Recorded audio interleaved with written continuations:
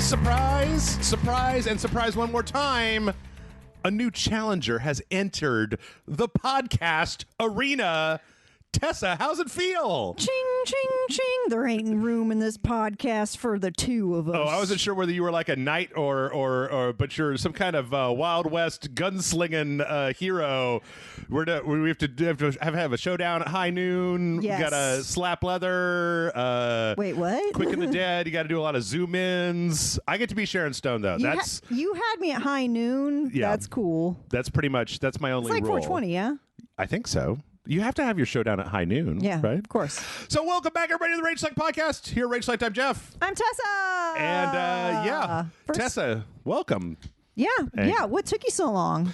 Well, I like to gradually build up when I have a new co-host to making them sit here and talk for 2.5 hours straight, you know. Excuses. Yeah, I hear that. I usually like to start with the fun stuff where we get to play like nice video games. And then, you know, later on we graduate towards talking about shitty workplace culture for like a solid hour straight. Oh, shit. Yeah, we discussed it a little bit last time I came over here and ran into you and Mike and got all into it. Yep. Well, we're not quite done with it yet, but before we get to all that happy stuff, I watched Evangelion 3.0 plus 1.0 last week, the fourth Evangelion rebuild movie, and nobody else has watched it. I haven't. I don't know anybody else who even is as much of a hardcore fan. I used to be like high school me would be all about it, but post college Tessa in her mid 30s, I'm kind of like, eh. Yeah. Sorry, Jeff. No, that's all right. That's all right. But you know what?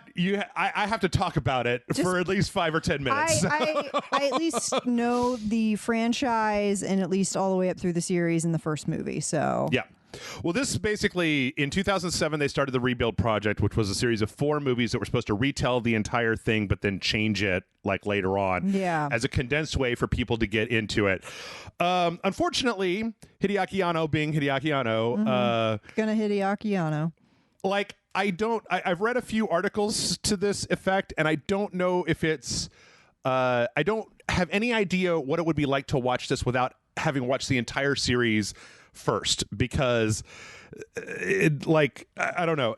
If I say too much, I'll get into spoiler territory. Yeah, we don't want to do that. But all I know is that I'm waiting for 20 years for a satisfying end to this franchise, because I was watching it when I was like in my 20s when it first came out. Satisfactory ending? You're not going to get it. Well, I found out last time when they put Evangelion on Netflix, I was determined to be like, this time I'm going to understand it. And this time there are wikis full of nerds.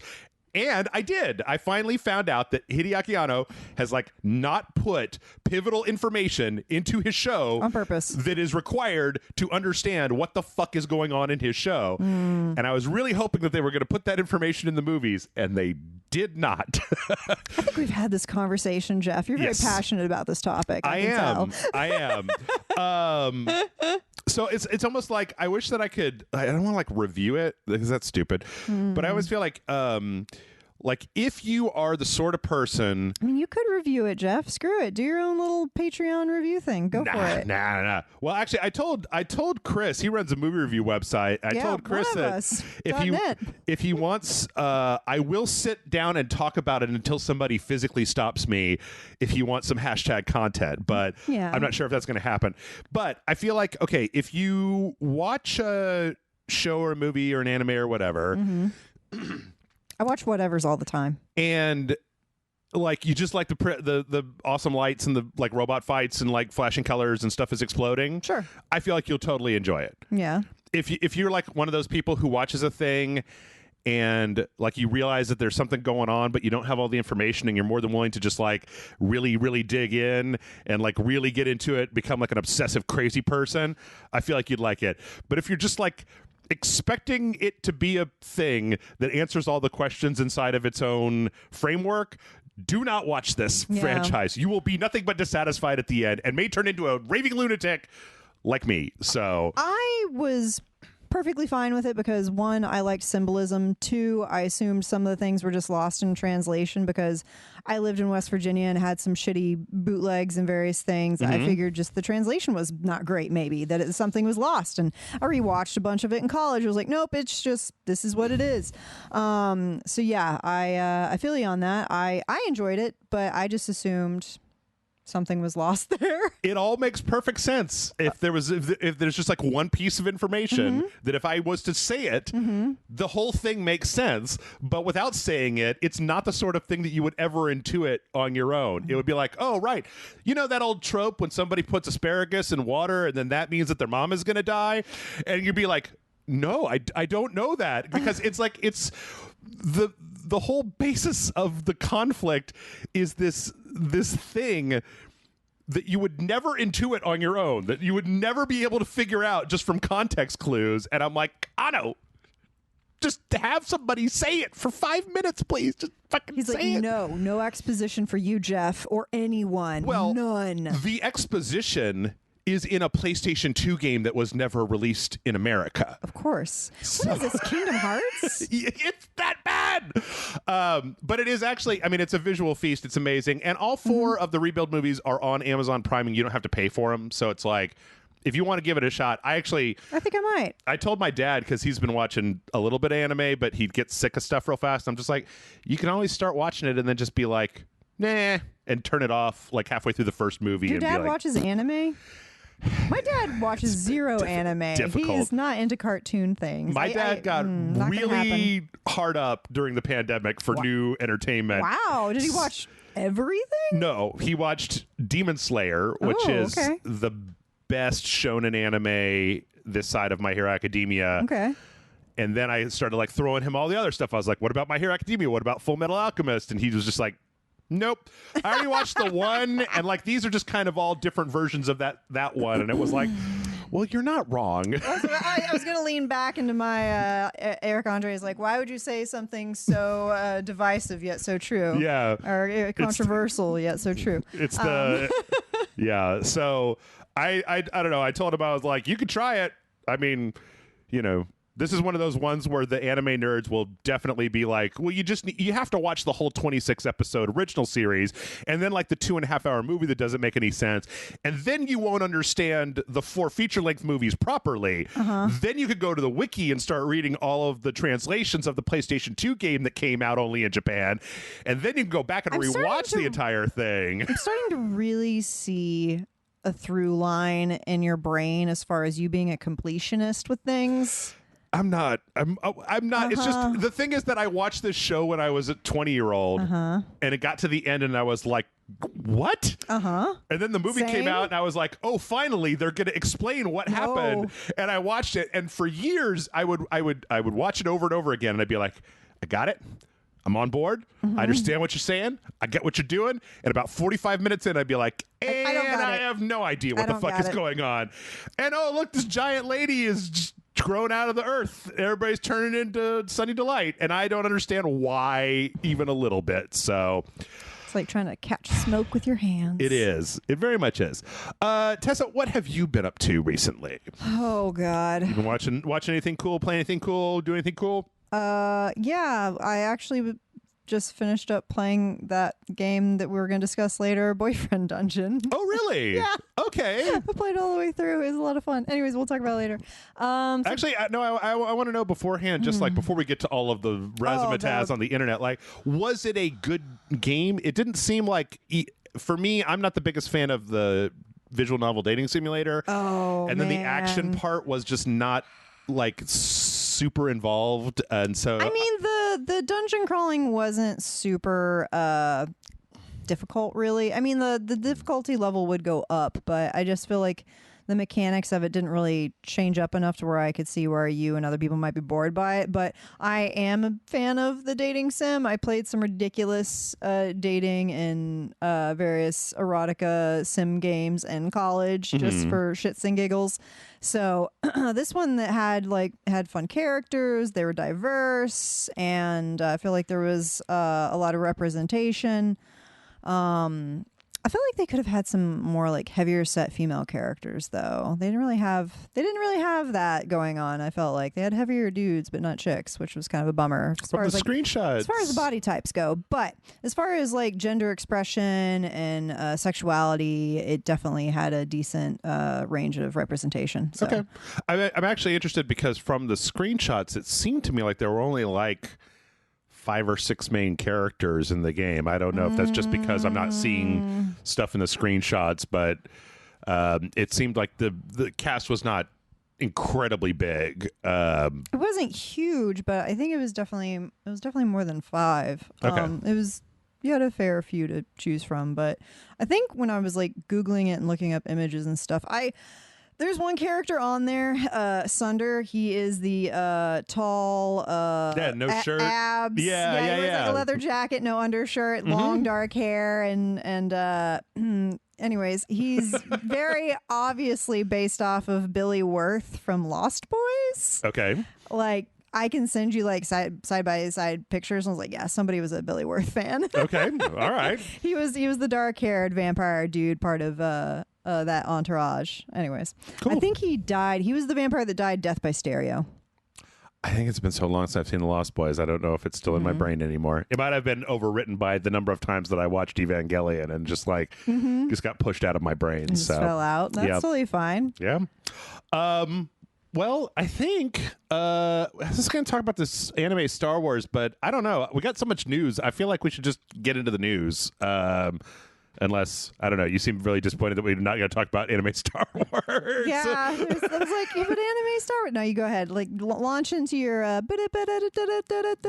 Yeah. Well, I'm doing the same thing this week that we did last week, which is let's start off by talking about something cool and fun that everybody can enjoy. There was a big Pokemon press conference where we talked about all kinds of Pokemon stuff. I don't think I have yet anybody... I think Amanda's the only person I know who's even remotely into Pokemon. Do you Pokemons? Do you catch them all? Do you got to catch them all, or I never really got heavily into Pokemons. I know of it. I babysat kids who played it. I watched more of the Digimons. Oh, okay. I was one of those kids. We got a Digimon fan here. Well, this is going to go pretty quick because I mean, there's a lot of stuff in here, but I don't know that a lot of it is. I don't have much insight for you on this topic, Jeff. Yeah, sorry about that. It's not huge. Pokemon Unite is coming to phones. That's the MOBA that is currently on the Switch. Okay. I played it and I Snorlaxed the hell out of everybody. Aww. And it was pretty cool. But as near as I can tell, most of the fans kind of hate it because it's just a microtransaction farm. It's cash grab. It's full of like, oh, here's Pikachu, but do you want to put a hat on him? That'll be $10, please. No, thank you. I hate that stuff. Let's see. Pokemon Puzzle Cafe Mix. Pokemon Cafe Mix is getting remixed to Pokemon Cafe Remix. It's getting a remix? Is this music? No, it's a match 3. It's on the Switch, and I really wanted to play it for Rachel, but it's like a touch-only game. Okay. And it's just like you run a cafe, and you've got to match 3 ingredients, and then it makes the Pokemons happy. And so they're putting out... I do like cooking games, like Cooking Mama or like Overcooked 2. This is a little more... I think it's a little more rudimentary because it's just a puzzle game. It's just kind of a Bejeweled type of thing. But yeah, there's going to be some new Pokemon, some new outfit options, and Pokemons can eat. I guess they couldn't before? Question mark. It sounds like animal abuse to me. Yeah. You should take your Pokemons away. Pokemon Brilliant Diamond and Shining Pearl got a new trailer. This is the remake of Diamond and Pearl that's coming to the Switch. They showed off some new mini games and stickers and other stuff that's coming. And okay, cool. This again is I never played Diamond or Pearl or. Actually, I mean, I've never actually played all the way through any of the Pokemon handheld games. I'm glad it's coming to the Switch, and apparently people are saying it looks pretty good. Yeah, this looks pretty good. Not my bag. There's also going to be a new Nintendo Switch Lite console that has some Pokemons on the back of it that's going to be... like a themed Pokemon console. Yeah, case. I love it. I don't really truck with them things. Well, no, I mean it's like a whole console, right? Oh, wait, so what? yeah, it's like a branded special edition console. So it would be nice if it was just a case that you could just swap in a new cool case. But it's like, I don't know, when they sold those like Star Wars Xboxes that had like an R2D2 on the side of it or whatever. Yeah, Legend of Zelda. Yeah. Yeah. Then we saw Pokemon Legends Arceus, which is another kind of new open world Pokemon game. This one seems a little interesting in that there's a lot more like it took me a while to figure out like what was really significantly different here, but in previous Pokemon games it's like you just kind of run around like a JRPG and then you get into a Pokemon fight. Yeah. This one has more like, oh, you can like glide by grabbing a Pokemon, or you can sneak up on Pokemon through like the tall grass. There's like traversal stuff, but then you can get into a Pokemon fight by throwing out your Pokemon and having them fight another one. It turns into turn-based, but it's kind of the stuff outside of that that's a little bit more Yeah, this looks nice. revamped. It's not bad. Yeah, it's actually kind of interesting because it's also a prequel. Like it takes place in like the Pokemon version of like feudal Japan, and so it's like these real rural villages, and this is like the first Pokemon trainers. It's before Pokemon are really like integrated into society. So you're out there you're like, I think the whole story, So you're like a weird beast master and everybody's like, oh, so strange. yeah, kind of. Okay. Like you're making like the first Pokedex, and you're like one of the first people to go out and catch Pokemon and like use them and stuff, which Okay. is kind of cool. I don't know. It looks nice. I mean, I'm sure. I mean, I used to remember that what it used to be just like there were like 2 Pokemon games out like once every 4 years, Yeah. and now it's like there's 8 at the same time. yeah, there's Unite, there's Diamond or just Sword and Shield, there's Diamond and Pearl, there's this thing, there's Pokemon Go, there's a gajillion Pokemon games. Snap, I'm gonna play fucking Snap. There's also some differences here in the battle system with strong and agile styles that'll allow you to be faster or stronger. Yeah, and it looks okay. I mean, if you're into Pokemon. There's also I'm sure they got some sort of Pokemon game in the flavor style that you enjoy. Yeah, With this pretty many, much. with this many choices coming out. I mean, there's a Pokemon fighting game on the Wii U. Oh yeah. Made by the Tekken guys. Oh my god. Yes. And then also there's going to be some new monsters in Pokemon Go, and Okay. that was kind of the whole thing. No updates to the only Pokemon game that interests Jeff. What's that? They made this crazy phone app Pokemon game to get kids to brush their teeth, and I'm like, I like that one. I like that part. I don't want to play a 30-hour RPG. I like the 2 minutes a day Pikachu encourages you to brush your teeth Pokemon game. That's super wholesome and adorable. So, yep. And that's it for the Pokemon that's news. all the well, adorable and wholesome that you're going to get for a little while. Oh no. Because we're back in California. What happened now? Well, so previously over the last few weeks we've had a lot of Blizzard stories, Yeah. but Riot Games is another game company in California that It is has League of Legends, yeah? Yes. Okay. Yeah, that has been in the news a bit.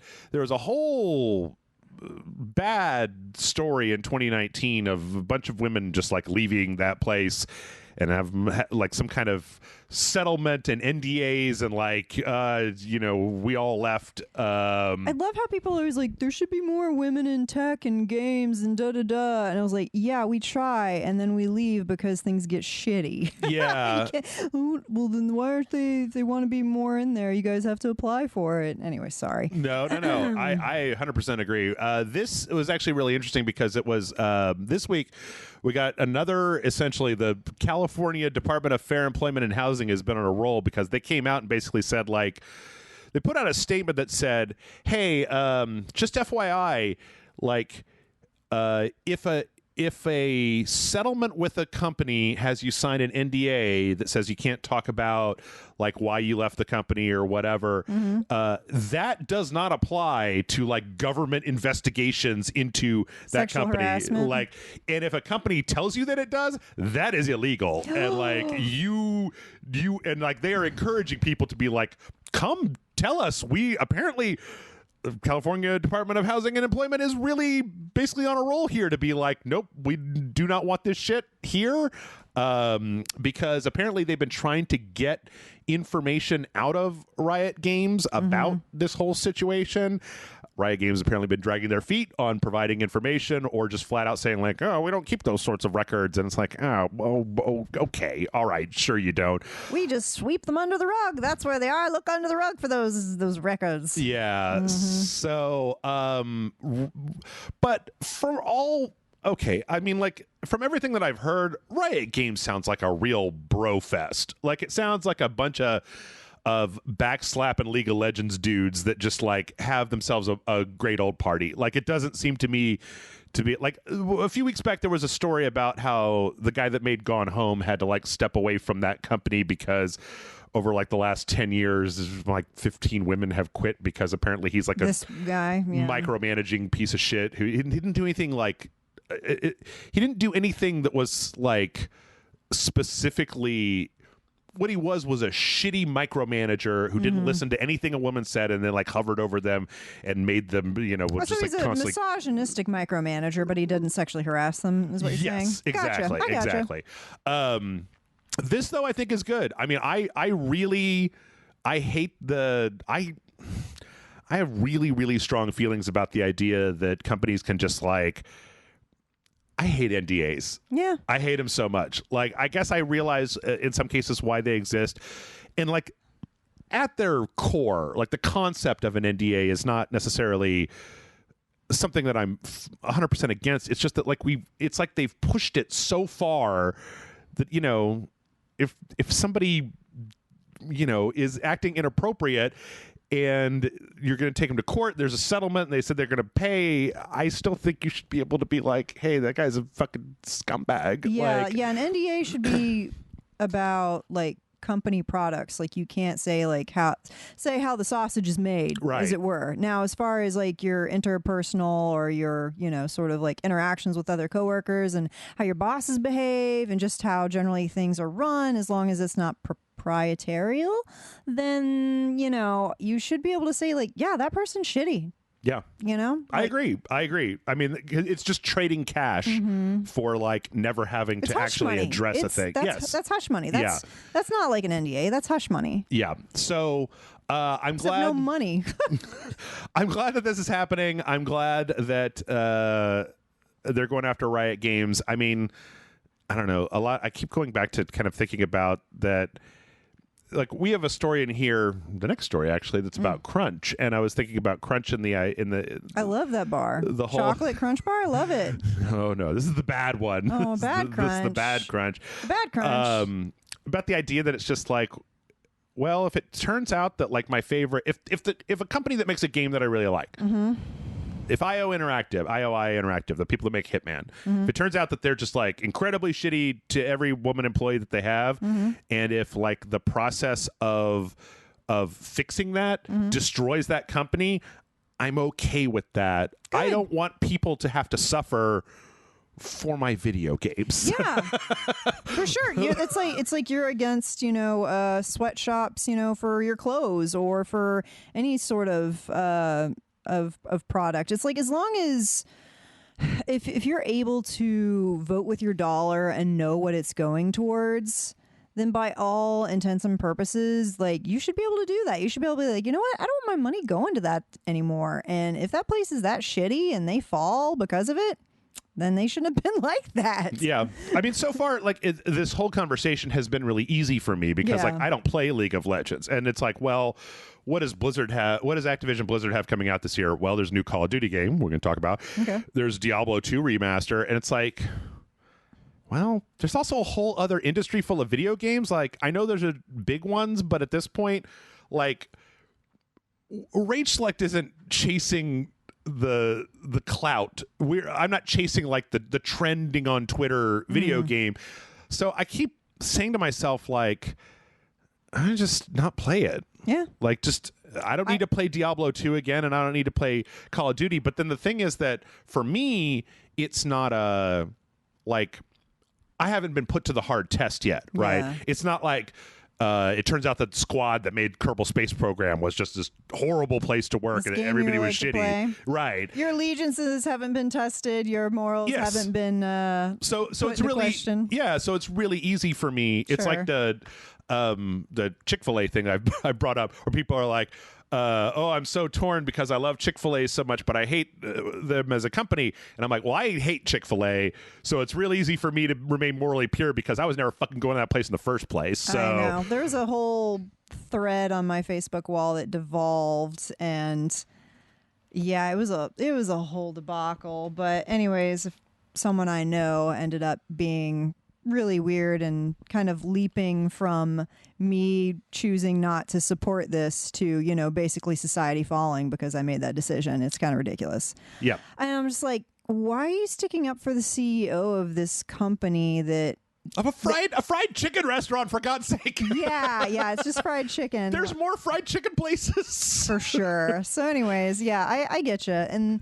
I usually look at it this way. And it was a real bummer for me with Harry Potter and J.K. Rowling being kind of shitty to trans people. And a lot of my friends are trans. And I'm gender fluid. So, hey, what's up?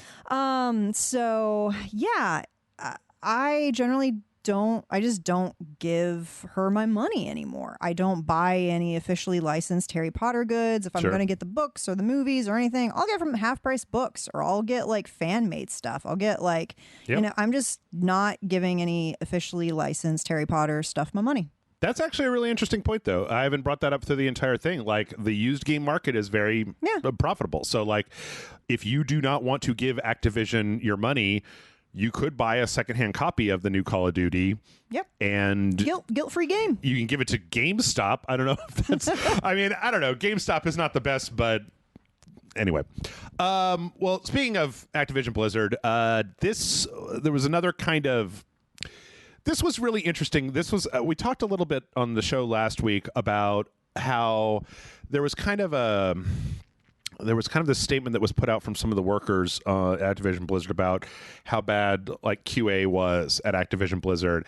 And last week I was a little use them, abuse them scenario. Yeah, I was a little torn because the thing is that, like, having worked in QA, I know that QA is bad everywhere. Like, it's not specifically like the things that were being described were things that I've heard about happening at EA, at Square Enix, at like a lot of other companies. Like, a lot of companies treat their QA departments like garbage. So it's a systemic issue. It's not just to them. Right. So the idea of, I mean, it's good to bring that up if you are in the middle of basically making inroads into trying to get better conditions for workers.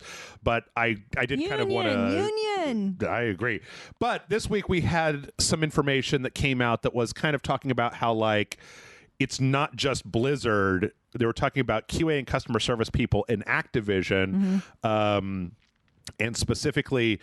I've done some game testing. I didn't do it as a job, though. Oh, boy. This article makes me so mad because they have... there was a response from... from Activision Blizzard where they basically talked about, like, oh, when it comes down to crunch time, like, we never require people to work overtime, and like anybody who has a problem can go talk to their manager. Oh boy, that's some real passive aggressive. There's a lot of implications there. It's like it's about the implication. Yeah, it's about the implication. Yes. I'm stuck on this boat with you, Dennis. Yes. Having to do QA. So let me break this down for anybody who doesn't actually know this, because I don't know how many people know this. Okay. Years and years ago, Microsoft used to hire temp employees. Everybody in the tech industry used to use temp employees. Like, it was temp to perm. It was like they would hire you as a temp, and then for the good companies, it was like 90 days, and they would convert you it's like if they liked you. Contract work, yeah. Right. Microsoft specifically had a tendency to never convert people. So they would just leave them as temps for years and years and years and years and years. So a bunch of the temps got together and sued Microsoft, and they were like, you can't have me as a temp for 36 months. You need to either hire me or not. I fucking relate to that because I've had so many unpaid internships. Yep. I did one for a fashion design firm when I first moved here, and generally an internship lasts about usually like 3 to 4 months. And they're either supposed to hire you or like set something up or give you a referral to a place that will hire you.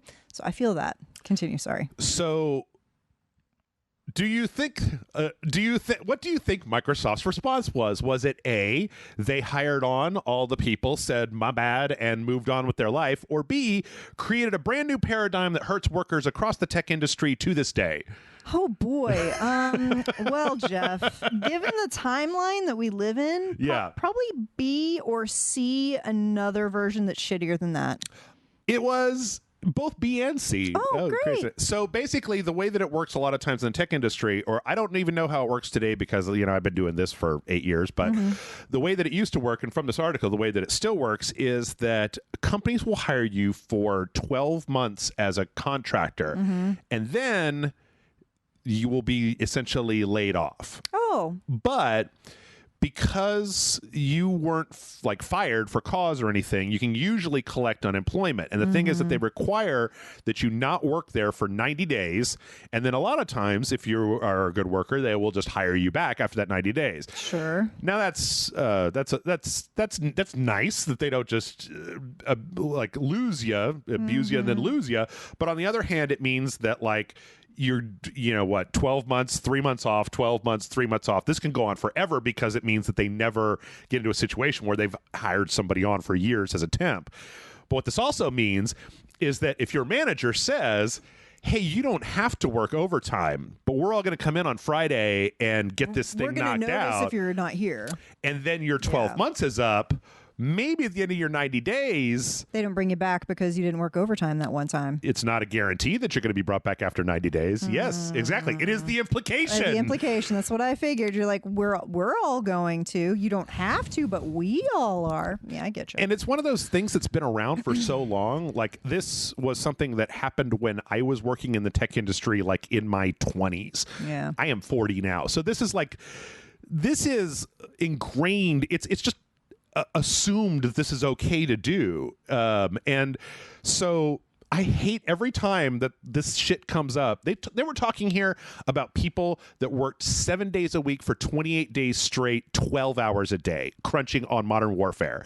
And that Modern Warfare Black Ops that came out last year was the most profitable game that Activision has ever put out. So they're obviously not going to change. And so they can't afford to hire these people fucking full time if they're making those kind of Or I'm so angry. Or simply plan for another 3 months worth of testing once development is fully finished, instead of baking in this hellscape. It's just considered a common thing that at the end of every development cycle, you're going to go into this crazy never leave the office. You're going to work 6 days a week for 10 hours a day at the bare minimum. My God, the burnout must be insane. It is. But the thing is that QA is considered to be fully disposable, and so they just let them go. Jeff, describe the look on my face. It's the world's most disgusted eye roll.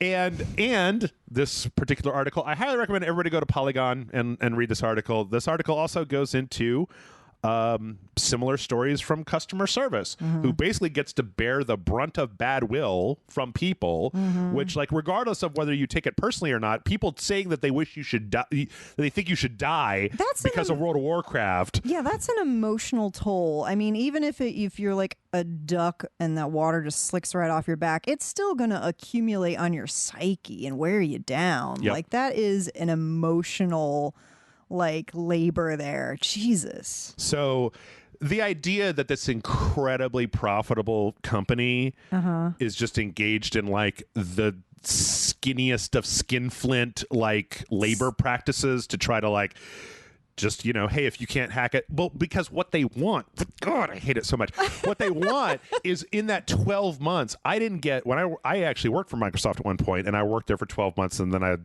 moved away and was fuck a bunch of this. Bye. But what they wanted was for you to voluntarily work 12-hour days and show your commitment to the company in order to hire you on.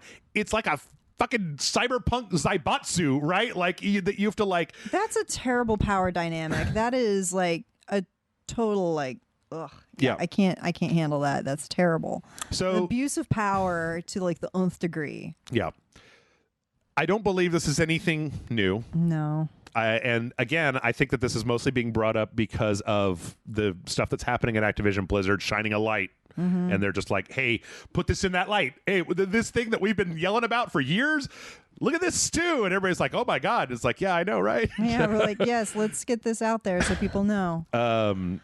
So, yeah. And then, like, I don't know. I mean, I don't think that anybody listening to this podcast would be that way. But, like, if you ever have to talk to a customer service person, don't be a knob. I mean, don't be a jerk. They have to listen to this stuff all day. They're trying to help you. They want to help you.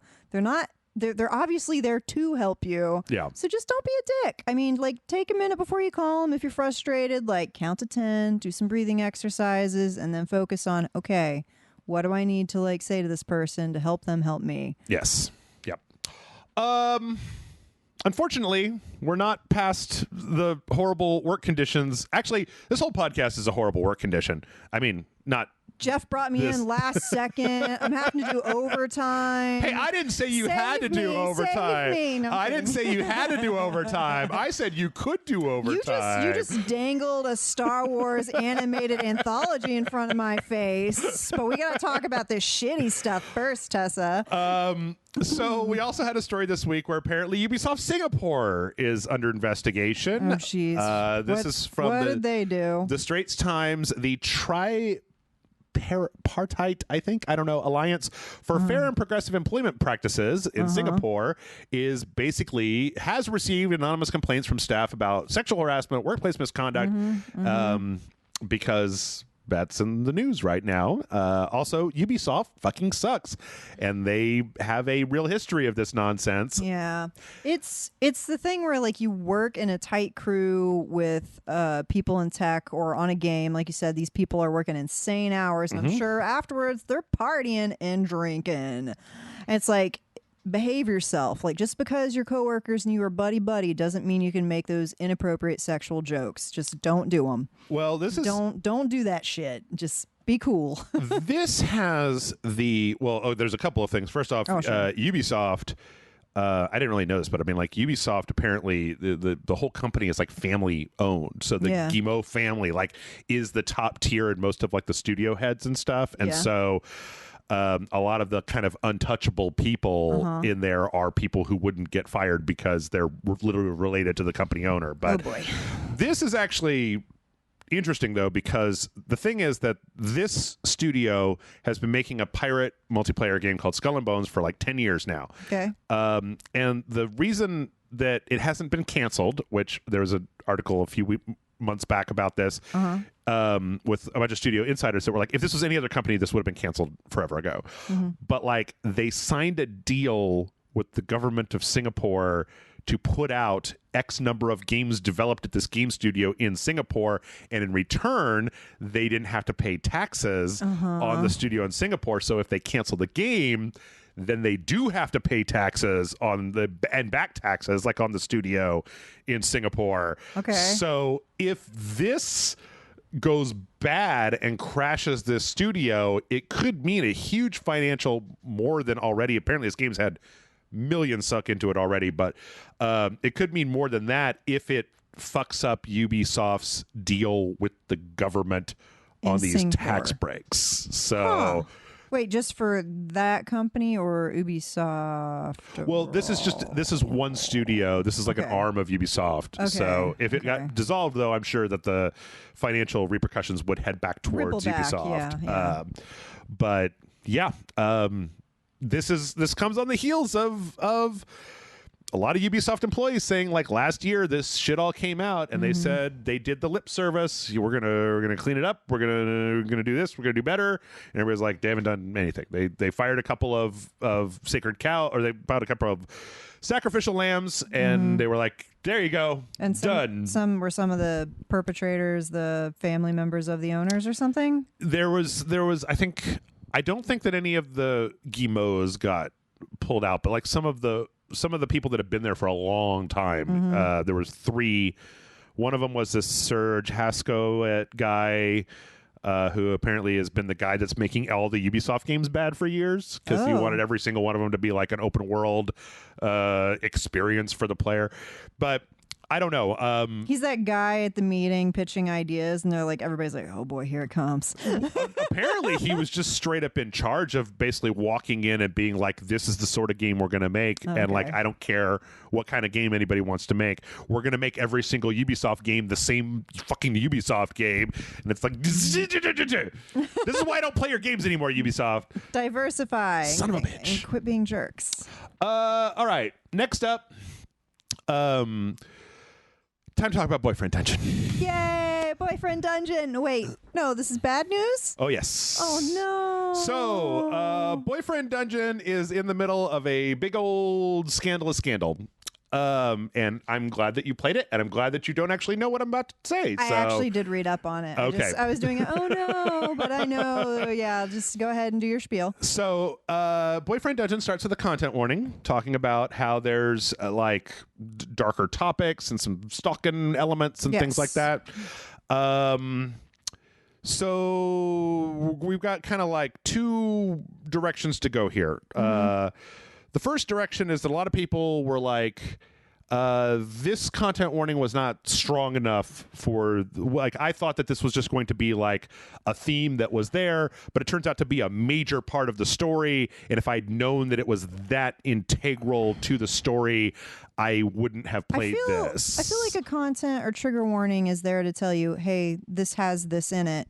That means it's in it. Right. I feel like their content warning was adequate enough, and on top of that, they have another warning after that that's even more like, I feel like this company wasn't trying to upset anyone. I think they were trying to be pretty open and honest about it without giving spoilers to the actual game. Yeah. Is what that was, and not to downplay anybody who played it and had a reaction and were freaked out. I feel like they're doing good follow up on it. Like, I feel like they're trying to do their due diligence because they're listening to their fans and they're saying, we're going to change the content warning. I feel, in my opinion, for me, I felt like it was adequate enough, but someone else who's maybe had a different life experience, it might not have been adequate enough for them. Sure. And also, like I was getting ready to say, the warning they had after that is they warned there's a character named Mom who will text you. Oh, yes. I thought that went above and beyond like the Call of Duty for them. They said there's a character that will text you. It's called Mom. We can take that out if you want. Like, if someone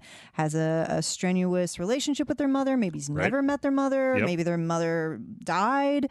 I feel like that was, I felt like that was very conscientious, and I feel like they were forward thinking and were trying to do their due diligence. So I don't feel like it's like that big of a scandal. Well, so that, I mean, I actually, when I played the game, I thought that as well. It seemed like they were very much going out of their way to be like, we're going to give you this information. Now, apparently, from that complaint, Kit Fox Games came out and said, we're going to beef up the content warning at the beginning to be a little bit more explicit because I feel like people got blindsided. Sure. Now, that's the kind of the reasonable side of this.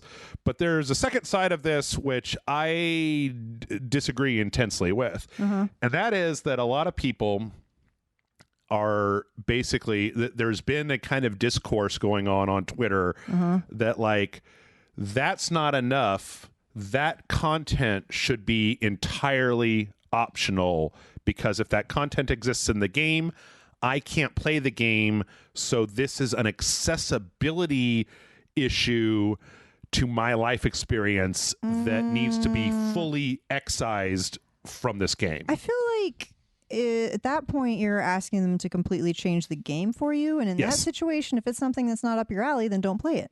Yes. So I am 100% there. The response to that, as near as I can tell, has been that one of the reasons that this has gotten latched onto, as opposed to, I don't know, take your pick about any other number of games, is that because it is an inclusive queer game, that people in that space are like, there are so few of these games that I would be interested in, that I think a lot of it is people who are... Why can't it be perfect for me? Right. Why does it have to have something that could potentially drive me away when I already have so few options for games with this sort of representation that I'm looking to play?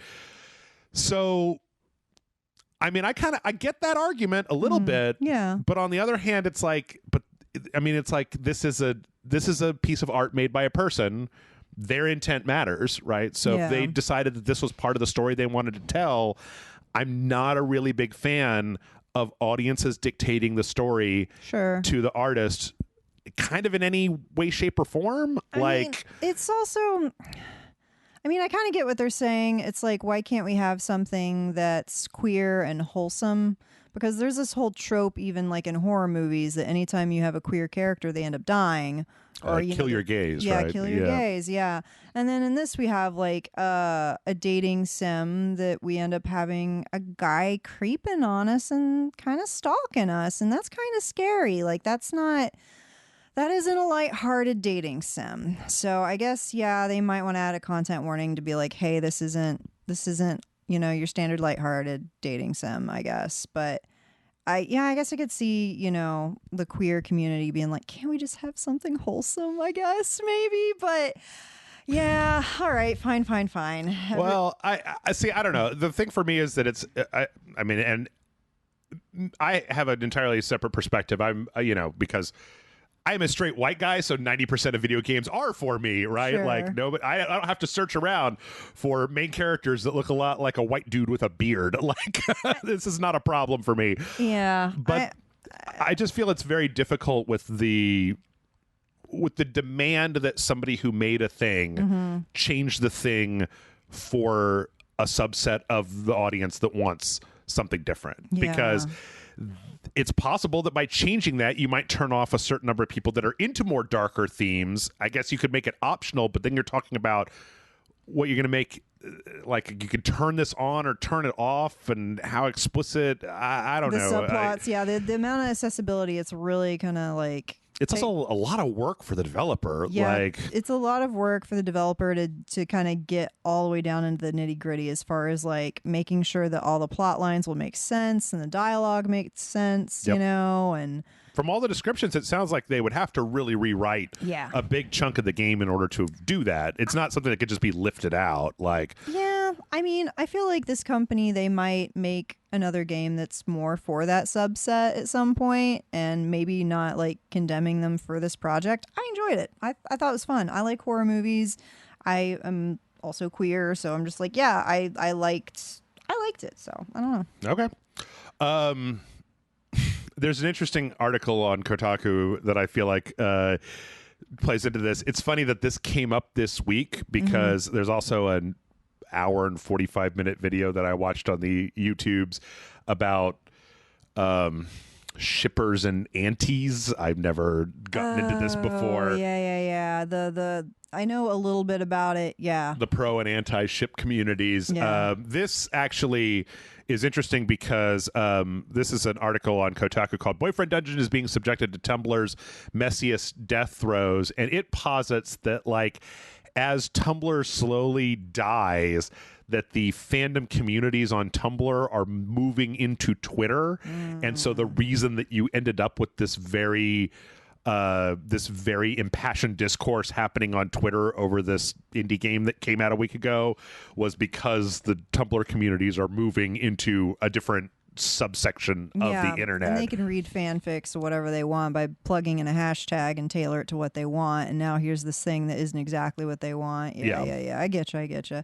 Yeah, I mean, not everything's made for you. Yeah, I'm talking to you, whoever's listening to this. Not everything's made exactly for you. There's how many people on this planet, Jeff? Lots. There's a lot of people on this planet. Not everything's going to be made specifically for you. And sometimes I think about that when I'm reviewing a movie. Yep. And I have to think about whether the movie's good or not and whether I enjoyed it. And whether I enjoyed it or not is even relevant. Yep. Because some movies just aren't made for me. And that's okay. Yep. And this game maybe isn't made for everybody. And that's okay. I mean, here's the thing. We started off by talking about 5 Pokemon games? Yeah. I don't care about Pokemon. And Sure. so, but I'm not ever going to be like, I can still appreciate and look at them and say, that looks like it might be good. well, and I'm also not going to be like, I demand you make a third-person gritty action shooter that has Pokemon in it because that's what I like to play, right? Like, I demand you make the Dark Souls of Pokemon because I like Dark Souls. I mean, you let the people make what they want to make. Yeah. So, One thing though that you definitely shouldn't do is apparently one of the guy that plays the Villain. troublesome character, had a bunch of people online the voice actor had a bunch of people online that were doing what people do online, which being is like shitty and like giving him a hard time for Yep. playing a villain. What is he, Joffrey from Game of Thrones? That poor little boy got harassed so much. He Yep. got so much hate mail. So anyways, yeah, this guy is getting razzed for his shitty character. He's like, yeah, I know. I've voice acted a shitty character. I'm well aware. a lot of this seems to be, again, I feel like I actually know what I'm talking about because I watched this stupid long video. That there's like a certain this is so far beyond me. This is like I don't understand the youth of today. This is like Yeah. I'm just an old man. Sure. People who are Just yelling like at the sky. it is unethical for you to voice a character with this who is this evil that like regardless of your that's the attitude apparently this person has gotten online is just like you should know better than to give life to a character that does bad things It's in a called fiction and acting, and it's like, what? Wow. Everybody should go watch that video. Go touch grass. Go touch some grass. I believe is the answer to that one. Good Lord. Yep. Like, Yep. are they going to go and harass every actor who's ever played a villain ever? I wouldn't be surprised. Probably not. I wouldn't be surprised. I don't know. Jeez. I don't know. This is so far beyond me because like I never got into this. Like I don't care. It's like, how dare you, voice actor, have range? Well, no, I think the thing for me is just that like the older I get and the more that I see this stuff happening, I'm just like, I don't give a shit. Cancel my favorite TV show. Like I would be sad, but like I'm not so invested in any media, video game, movie, musician, anything that like if it went away, I don't care. And if it has a problem, I just stop watching. I don't go like harass the actors to be like, why did you make up my favorite thing? This kind of reminds me when I was a kid, I had some friends whose mom wouldn't let them watch the cartoon show Rugrats. Oh. Because of the character Angelica. Uh-huh. At which point I'm like in middle school or something, and I actually talked to their mom or dad about it and be like, like just because Angelica's a bad character doesn't mean the show isn't good. Like, she gets her comeuppance. Like, I very much explained to my friends'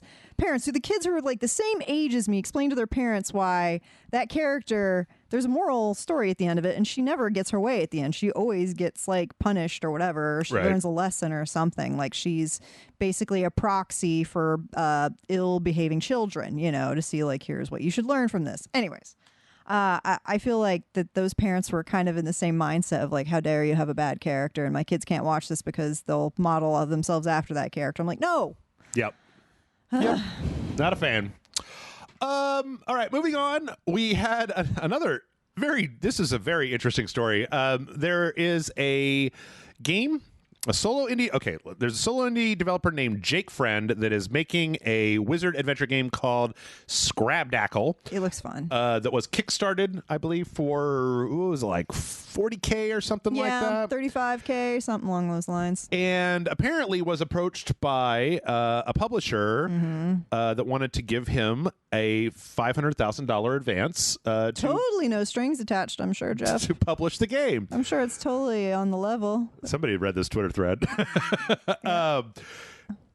After looking at it, they decided no, because the contract is absolutely insane. Like, and ambiguous in some parts. Like, part of the big part of it was, if you are found in breach of this contract, the publisher, then the rights to your intellectual property go to the publisher, and you owe them damages, and you owe them back the advance that they gave you. So it's like, wait, you're gonna give me $500K, but then if you decided I do something wrong, you're both gonna take my original idea and you're gonna take back all the money. And there's other stuff in there like, oh, if we want to, we can hire a third-party developer to put microtransactions into your game.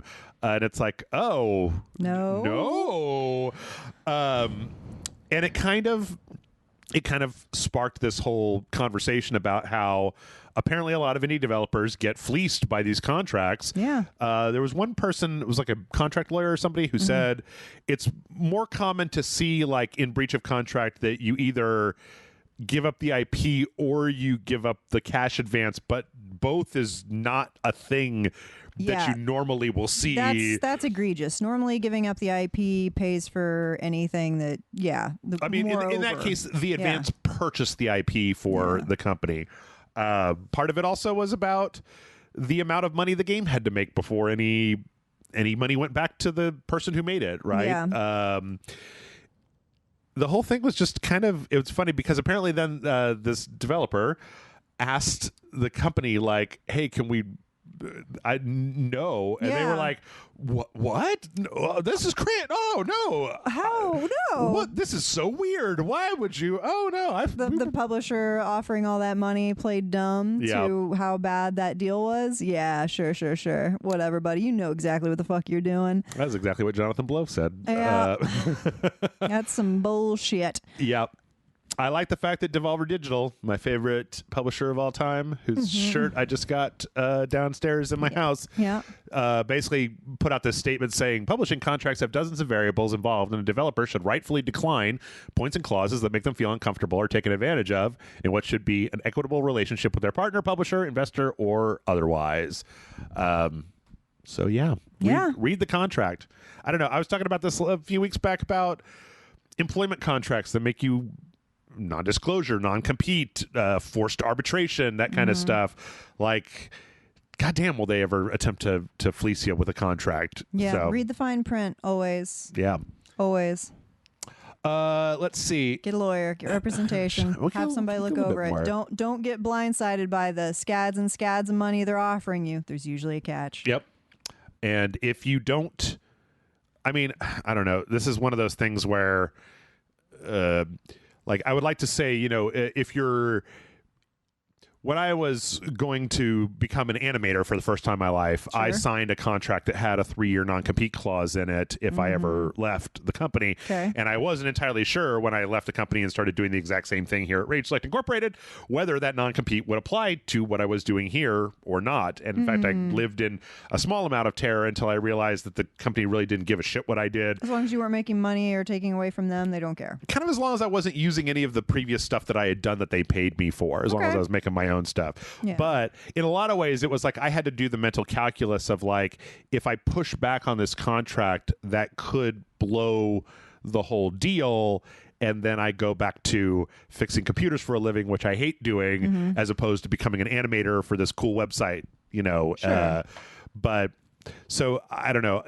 Sometimes there's that weird power imbalance where, like, you know, if you have an idea for a video game and you make a video and somebody comes and they say, we'll give you X amount of money to make it. It sounds like this guy was already on his way to getting the game made. Yeah, so he was working on it. He seemed like he was pretty savvy, and he didn't have to sign an NDA for any of this shit. So he's able to talk freely about it, which was nice and eye-opening for many other indie developers, I'm sure. Yep, absolutely.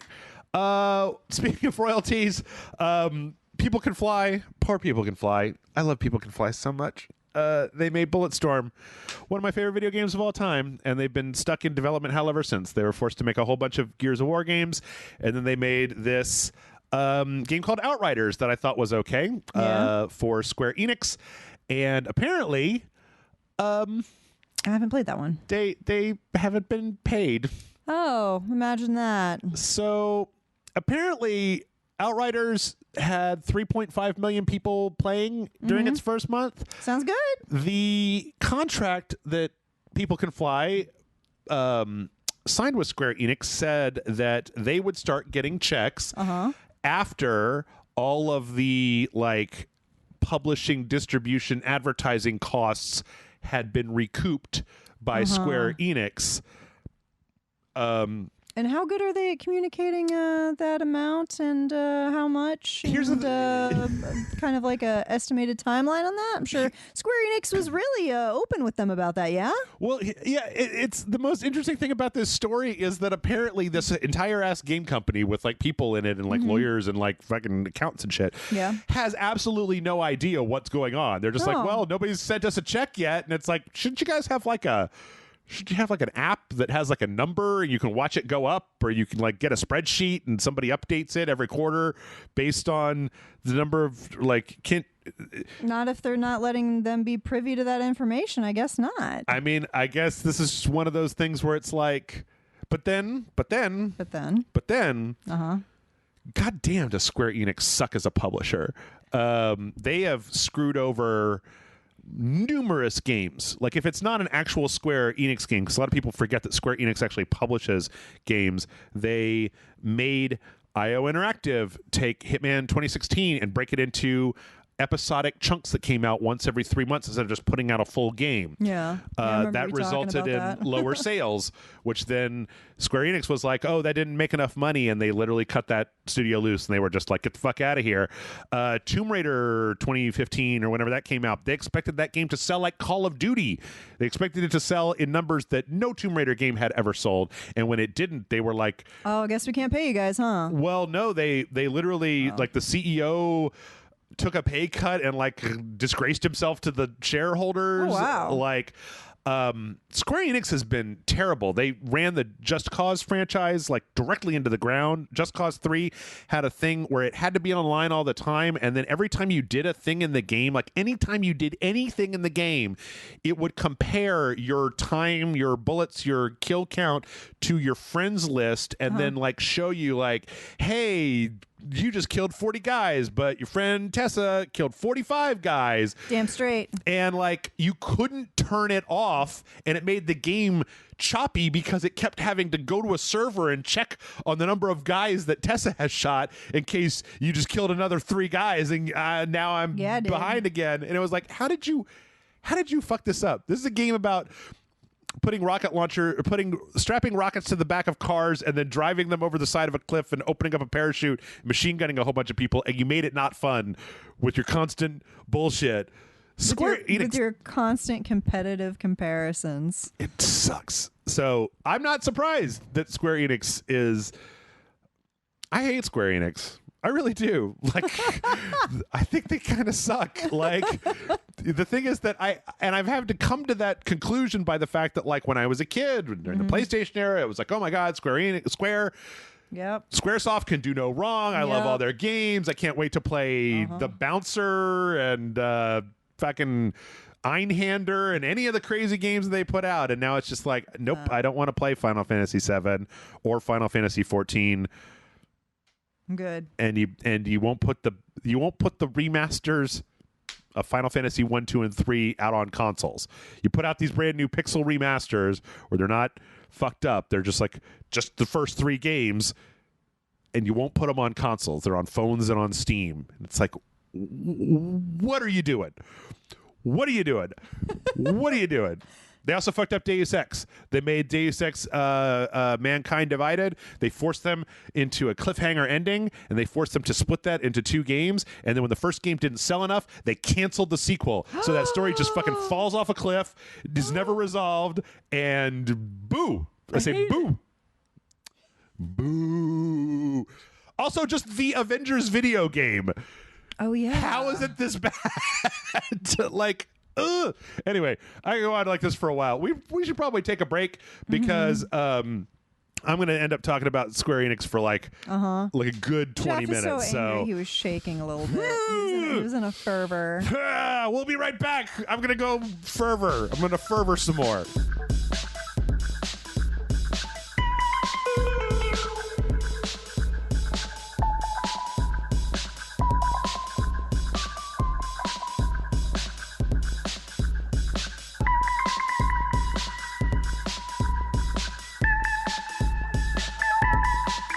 We're back. Jeff went to the bathroom. I did. I got a beverage. Yes. And also, there's a lot of complaining about Square Enix. But yes, so we're gonna hit the. I think we're gonna hit the turbo button here because we still have a lot of news to get to, and I wanted to let us get to a couple of questions before we're done here. So Okay. let's see. Next up on the horrible game parade. So this is a really weird thing. Eon Must Die was a game that was announced at a PlayStation event, I think it was like a year ago or somewhere around there. Immediately afterwards, there came all these stories about how like a lot of the art in the trailer was made by people who had been fired, who hadn't gotten paid for their work. No, that's terrible. The company itself was very like heavy-handed and kind of toxic and kind of messed up, and so the whole game just kind of disappeared, which was a real shame because the actual game itself looked really interesting, but again, not at the expense of human workers, people. Yeah, the artists. As an artist, like they should get paid. Yeah, but what was strange was that just this week, it basically got put back up onto a store page. Yeah. And did the issue get resolved? Does people get fucking paid? No. Of course not. Yeah. So, like, the people that were talking about this before are just like, yes, we have been in negotiations for several months. We tried resolving this. Nothing happened. And yet it looks like this is still moving ahead. So. Oh, my God. Just fucking pay them. Yeah. Sorry. It just makes me so mad. Just fucking pay them. Yeah. Anyways. Basically, the game, I was looking for the thing because this thing I got a little confused here. The trailer went back up on Focus Interactive, which is the publisher's web page or YouTube channel. So, but yeah, which it really sucks because the game itself looks like it would be something that I would really want to play. But yeah, just do the right thing. I don't know. I have friends who work in games too, so this also like makes me mad for them as well. You know? Like I'm just like, ah. Yeah, it is no good. It's like I know people who have and had to put up with this before they decided to start their own game company. I have some friends that are worked on. I'm friends with some of the people that worked on. Was it Tonight We Riot? Oh yeah, Yeah, I actually game tested that, and I beta tested it and gave them feedback before it came out. Cool. Yeah. I don't know. Let's see. Speaking of writing, there's a new patch for Cyberpunk 2077 that came out. Oh, nice. It used to be that we would talk about Cyberpunk 2077 every single week on this show because they were the fucked up news story du jour for a little while there. Oh, no. So the 1.3 patch is out. It's big. It came with not much, like basically a bunch of stability patches, some really minor stuff like the mini map gets bigger when you drive your car so you can see where the hell you're going. Johnny Silverhand has a new outfit, and there's like a couple of cosmetic, there's like a jacket. It's like not a lot. I started playing Cyberpunk on my new gaming PC, and it ran pretty smooth. Yeah. I just am shit at playing games with a keyboard. I realize I'm like, oh no. I have a billion controllers. I should just let you borrow one of my controllers. I got one now, but well, this is mostly disappointing because we're closing in on a year since the game came out, and like in addition to fixing just the stability and the overall performance of the game, there was a roadmap, for like putting on the PlayStation 5 and the Xbox Series X and adding new content in to make it like actually a fun game that people would want to play. And so far, none of that really has been a thing. That's such a bummer. Yeah. It's going to be interesting because up until Cyberpunk 2077, CD Projekt Red was just universally acclaimed for The Witcher, and then this came out and it's really just done a number. I'm excited for more Witcher on Netflix. There's like an animated series or like miniseries that's coming out now or soonish. Yeah, somebody gave me crap about that because I said that there was a big Witcher convention, and I was like, and there was nothing there, and they were like, excuse me, there was an anime there. And it's like, all right. Speaking of stuff that is still happening, that has yet to happen, Marvel's The Avengers was supposed to have Spider-Man for the PlayStation. Oh, Spider-Man has not occurred. I really should have put this before the other one because it's a Square Enix dig. Where's the Spoder-Man? Where is he? Yes. I want pictures of the Spider-Man. I want him in the game, and I want him in there now. That's right. The developers are saying that they still are planning on having Spider-Man in Marvel's The Avengers. this year. Likely story. At some point. They just got done releasing the big War for Wakanda Black Panther expansion, which Michael and I played. I think that a lot of this comes down to my problems with Cyberpunk, where it's like, I've played the Avengers. I don't think I want to play the Avengers. Like, I don't think it's a very fun game to play. So oh man, I got stories. I bought of my own free will the Fallout 76 and played it. Oh wow! You spent real money on Fallout 76? I did. I can one up you, but that's all right. I'm from West Virginia, so I mostly just wanted to play it just to see places that I grew up in. And in the game, I was like, wow, the streets actually are a little nicer than they were at home. They're paved a little better. I mean, the cracks, they're kind of big, but the monsters are a little bit smaller even. Yeah. But I mostly got it just to play online with my friend Katie, because she moved to Tennessee, so her and I could play online and wander around West Virginia where we grew up, except, fighting zombies and monsters and shit, and it was just surreal. But that game is not great, and it's had so many patches, and we kind of laughed at how bad it was, and we still had a grand old time. Yep. Sometimes horrible games can be great. I'm sure that Call of Duty Vanguard will be horrible. I don't know. There was this today, August 19th. We finally got a full-on trailer for Call of Duty Vanguard. Looks good. I couldn't be more. This could not be more yontastic to me. That Call of Duty has been okay. This trailer looks great. It looks good. 100%. Graphics. Yeah. Wonderful. This is the most entitled gamer thing of all time. I play Call of Duty for the single player story content. Sure. And this one is back in World War II. And I am sick to death of playing World War II games. Last year they did the 80s. I am sick of the 80s, and I'm sick of World War II. This is like it's supposed to be like the birth of special forces, so you have 4 different characters that are kind of going through a bunch of different places. I'm a bad person to talk to about these things, because I don't play a lot of war shooty army games. They just aren't really my jam. Yep. I mean, again, and that's okay. This might still be very good, just not my jam, and that's okay. The graphics look incredible. The fidelity of everything looks incredible, which it should, because they've literally put every single studio to work on this game. Yeah, they got some Uncanny Valley there. The people look really realistic looking. Like it's pretty nice. It's going to be this is a single player campaign. There's going to be zombies. It's going to add, like last year, this content is going to be backfilled into Warzone, which is the Battle Royale version. And then there's going to be the kind of standard multiplayer stuff that you would expect.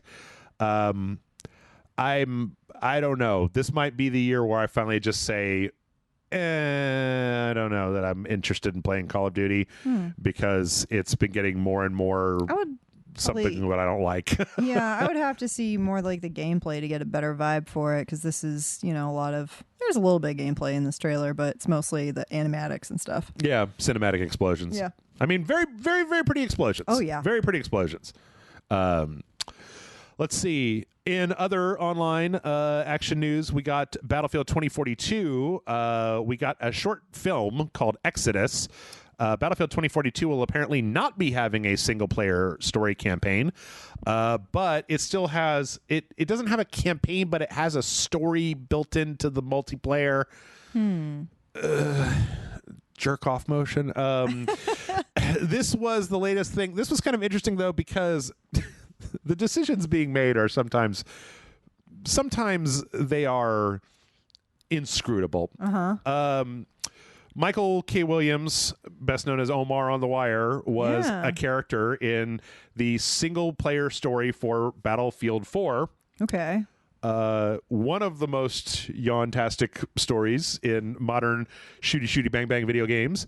Of course, it did bring up a moment I love to talk about, because the whole game starts with the team in a car underwater that is filling up with water, and Michael K. Williams can't get out of his seat, and Total Eclipse of the Heart is playing on the radio, and he's like, I don't want to fucking die to this song. And I'm just like, hey, you do a lot worse when it comes to songs. It could be like the thong song. It could be like the Itsy Bitsy Teeny Weeny Yellow Polka Dot Bikini. Like, Total Eclipse of the Heart may not be the best song, but it's a good song. Yeah, I was going to say, let's not diss. So there's this 10-minute trailer that's got all this stuff about the no pats, which are like, the whole point of this game is that climate change has basically forced a bunch of people out of their country, and they're kind of like climate refugees. Really? Yeah. Such a weird concept. But this isn't a political game that's saying anything about the world. They were very specific to talk about that. Really, were they? Yes. That sounds like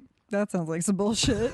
I'm calling bullshit on that. Yeah. This is fine if you want to watch a 10-minute it looks good. movie. Again, graphics look great. Michael K. Williams looks just like Michael K. Williams. It really does.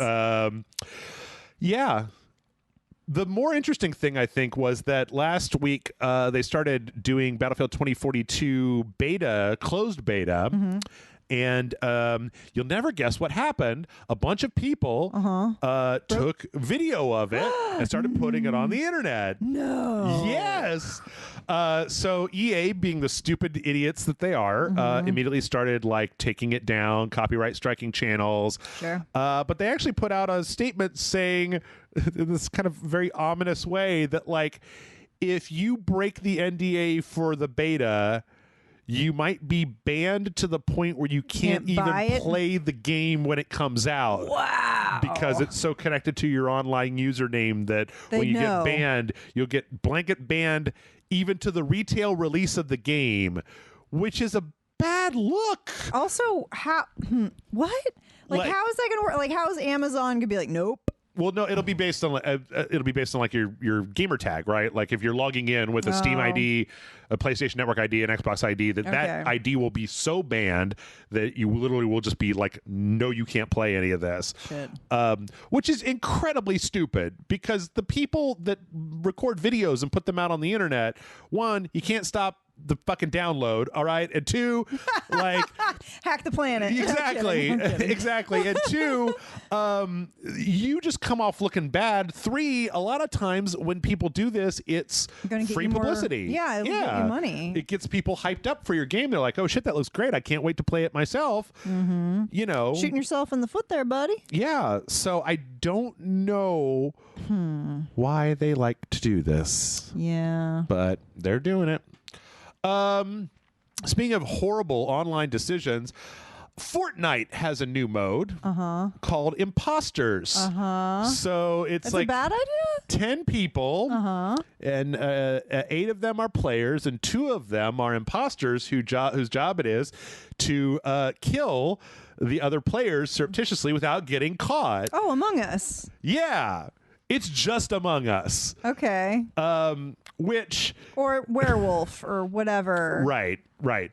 Among Us wasn't the first thing to do this. No. But it's funny because we all put our heads down. And someone's going to have a sheet of paper and it's going to say murderer. And then someone's going to have a card that says investigator. And then I'm going to be the victim. Anyway, sorry.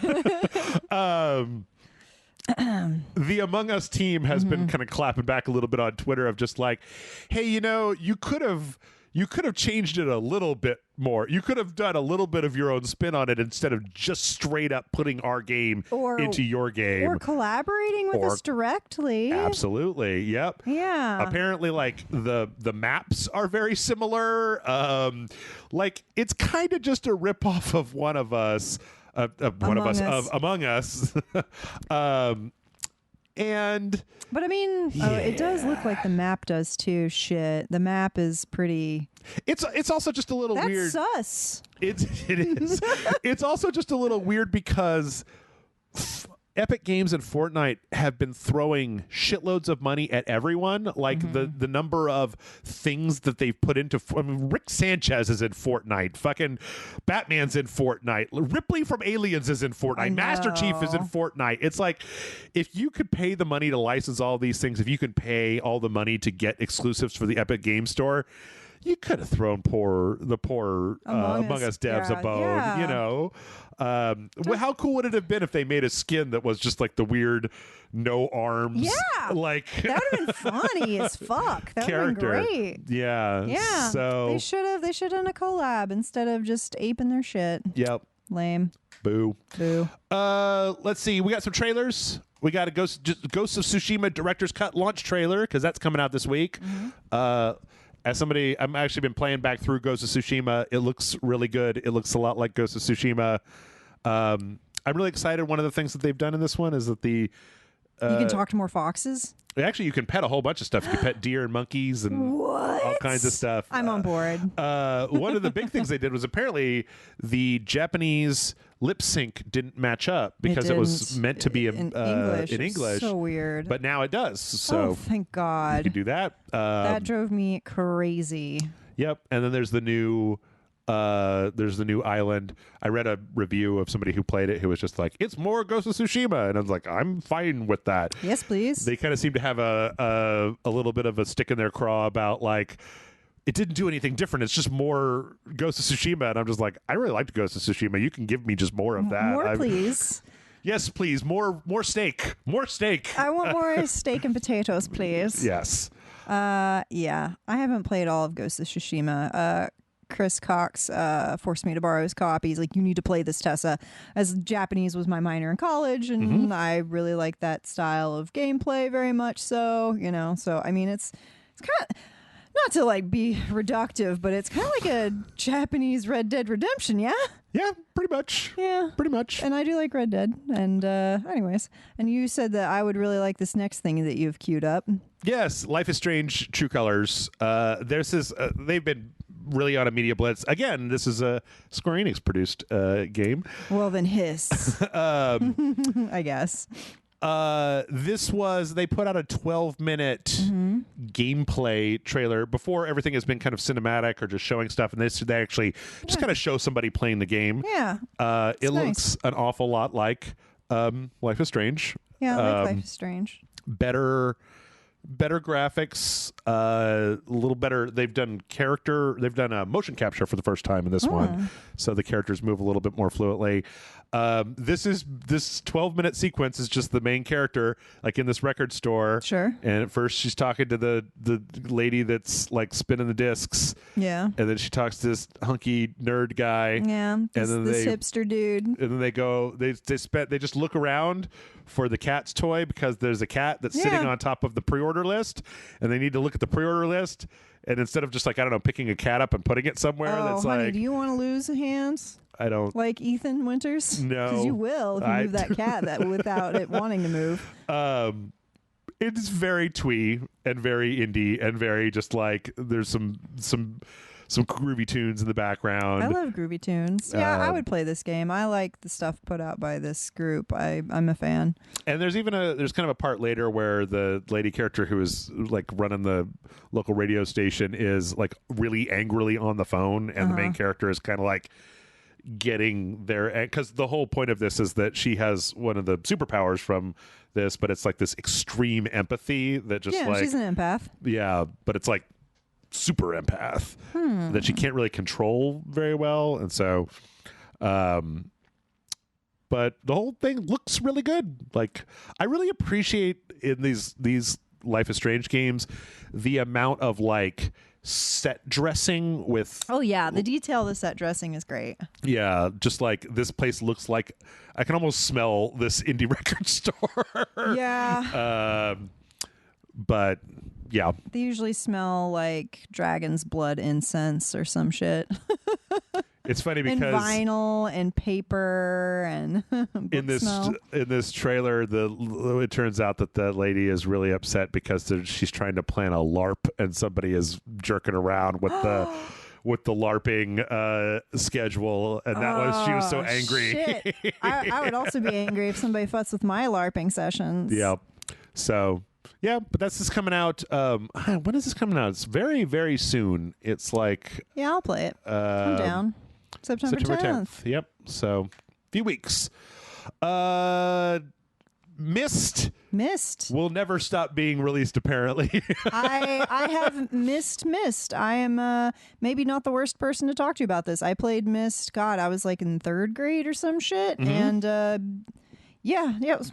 beat it at a pretty young age. I remember playing it, and I got hung up on a part where you're at like a power station or something, and there's like a electrical grid, and I was fucking at a loss at that age, and my dad walked by and was like, oh shit, and he like knew what to do. Yeah. And I did not. And so that was the first time my dad sat down and played a video game with me. There you go. So I have very fond memories of Myst. I also read some of the comic book series, and I read the novelization. Did you play the sequels? I did. Riven. Yeah. There was a bunch more too after that, though, right? There was, I think it was like Riven and was it Riven 2? I don't remember where they went from there. There was like an online one too, wasn't there? I seem to remember that there was some kind of like MMO version for one of them. Let's see. Let's fall into the wiki page for Myst. Riven, Myst 3, Yep. Exile, Uru, Ages Beyond Myst. Wow, yeah, I didn't play Uru. Myst 4, Revelation, and Myst 5, End of Ages. Oh wow, yeah. I mean, that was like 2003, Yeah, 2004, I played 2005. maybe 3 of those. It was like Myst, Riven, and was it Myst 3?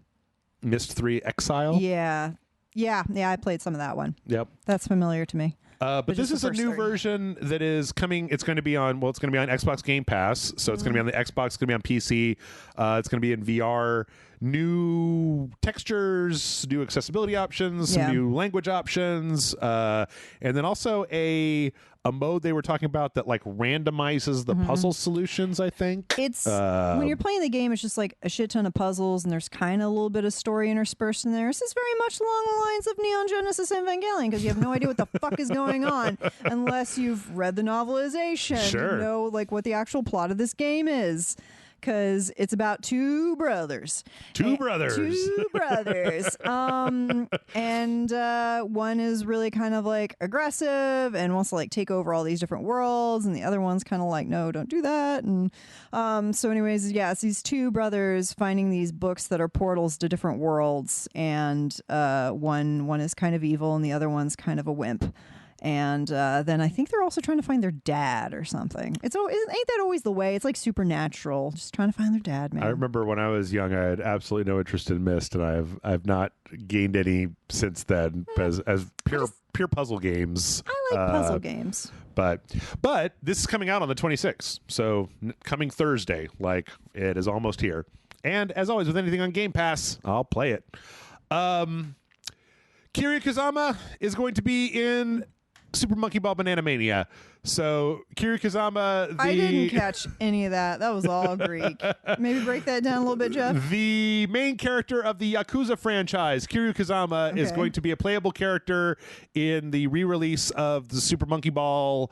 I think it's like the first 3 games that's coming out pretty soon. Except that he's not collecting bananas in his monkey ball. He's collecting sake bottles. They're like Tauriners. They're like energy drinks from the series that he uses to get his health back. This is a silly thing. It slightly makes me want to play Super Monkey Ball more, but not enough to be excited. No, I see their coffees now. Okay, I just saw they were like bottles of a beverage of some kind. Yeah. I'm not much of a monkey baller.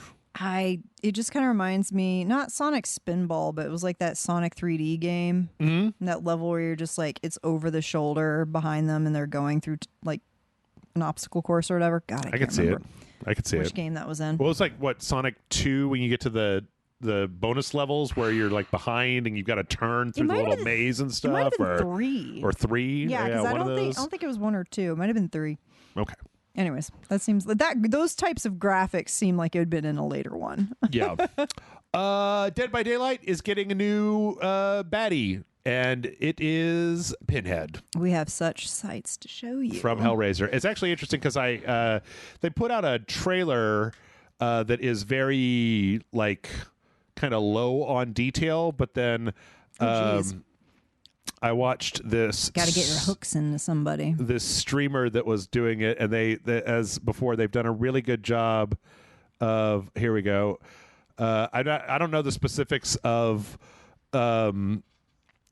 Dead by Daylight, but they've kind of done like the whole animation of the hooks coming out and that's the really big good. rotating pain wheel or whatever comes out. Yeah. They don't actually yank them apart like they do in the movies, but oh man, that was still really good. That's really on point. Yep. Is there a lament configuration?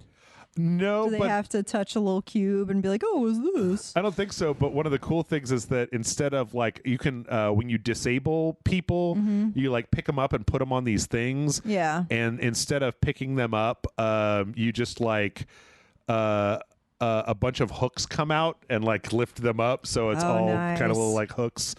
Well, yeah, Pinhead doesn't get his hands dirty. Yeah. You know? So He lets the hooks do all the work for him. Yep. Pretty cool. Pretty cool.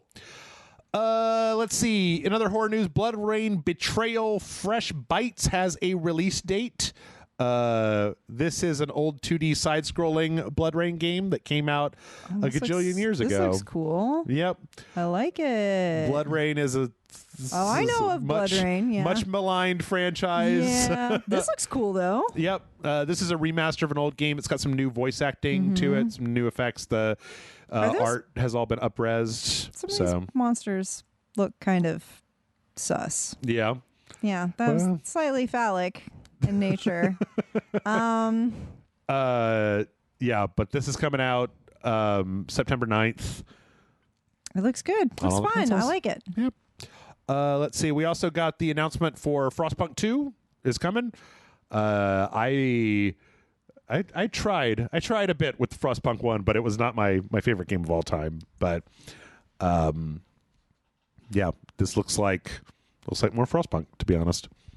It's supposed to be like, shit, what was the name? Snowpiercer, but no train. We just live in a town and everything's freezing and we gotta stay warm. Yep. I mean, part of Frostpunk is really just like you keep having to make like these incredibly dubious moral decisions where it's like, oh, do you want to like keep the sick people in a hospital, or do you want to like quarantine them on the edge of the settlement? Like, oh god, do you want the kids to go to school, or do you want them to work? Like, oh if they god, go to school, you get a research bonus, and if they work, you get a production bonus. And like, as your whole like, oh, we're all gonna freeze to death meter goes down, you're like, I don't know, maybe the kids should help me keep everybody alive. Like, yeah, I mean, if you're fighting for your survival, I mean, education definitely goes the wayside a little bit there, I suppose, at the end of the world. Yep. So apparently this one's shifting from coal to oil. Yeah. And it's going to be coming on August 16th. No, that's the original Frostpunk. It doesn't have a release date. You can wishlist it. Let's see. I'm skipping that one. We've had rumors for quite a bit that there's going to be a Grand Theft Auto 3 remake. Okay. Last week we had a story about how Rockstar has been going on kind of a DMCA takedown spree with mostly mods, like remaking the old games. And now we have it's a report from Kotaku. This is kind of out of rumor territory into like, yeah, we're probably going to be getting like a Grand Theft Auto 3 trilogy of 3 Vice City and San Andreas remastered with better textures, 4K resolution, and probably the big thing is that the controls for those games it was back before we had kind of standardized our controls, so they were a little funky and weird. Yeah. But that we're probably going to see it on PC and mobile sometime in October. That's cool. November for consoles as one big package. So, yeah, cool. I don't really have any interest in going back and playing Grand Theft Auto 3, but I would much rather them put their time and effort into like remastering one of those old games and making it look super pretty like the new ones, as opposed to just being like, yeah, you can play the janky looking old ones, but the textures are now in 4K, and it's like, cool. I get to look at these polygons in 4K. Not kidding. Yep. Bad news. Goodbye Volcano High is not coming out this year. I hadn't heard of it, but this image looks amazing. Oh, I think that this might have to be, every so often, Rage Select will do a thing where I step to the side and let other people play the game without me. Goodbye Volcano High is, as near as I can tell, a visual novel based on a bunch of angsty teen dinosaurs who are like trying to figure out what they want to do with their life before the asteroid hits and destroys all the dinosaur life. That's what the Goodbye Volcano High part is about. That's so dope. Everything about this is like ticking all the boxes. Yeah. They announced it at just push you off the couch. I was like, I play now, Jeff. Well, I think that you and Matt should play it. Oh yeah, okay. Because Matt's a dinosaur guy, and I am also a dinosaur person. There you go. And I think that it might be the sort of thing that having two people who were super into this concept, as opposed to one person who is super into it and one person who's like, I don't really play these kind of games. Yeah, but I I like Dimetrodon and Parasaurolophus. Those are my favorites. Even though Dimetrodon was supposedly like an early mammal because it was like warm-blooded, Okay. sort of. At least they thought that because it has like a sail on its back and that it could regulate its own body heat. Okay. Anyways. 2022, unfortunately. It's supposed to be Damn it! out this year, but it's gotten pushed back to 2022. Oh man, it does look so angsty. This animation's really fun too. Yep. Bunch of angsty dino teens. Some of them have feathers. They're like a little indie punk band. Damn it. I feel bad, Tessa, because I'm like, every time you come over here, I'm just like, hey, do you want to know about more stuff that you probably don't have time to get into? Yeah, well, I do have a bit more free time these days, a little bit. Well, there you go. Yeah. I'll add it to the list.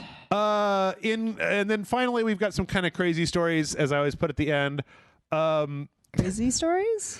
The American Girl dolls Oh boy. have an accessory set that comes with an Xbox Series X, and like some snacks and like a Papazon and like a headset and Oh my good little God. Xbox controller in case you want to That is adorable. The American Girl doll has a gamer girl. It does. That's sweet. I remember coveting and wanting an American Girl doll when I was in elementary school, and how freaking expensive those things were. It is $88 to get all this nonsense. And I watched the trailer for American Girl doll. $88?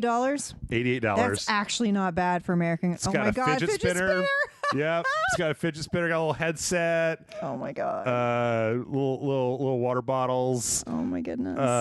You Pizza? You could put like little discs into the little fake Xbox.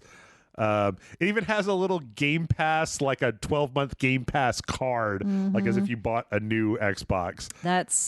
It's really silly. It's kind of precious. I kind of love it, you know. I'm a sucker for miniatures though, so. Yeah. Let's see. Metal Gear Solid has some new news. This was actually a nice story. Yep.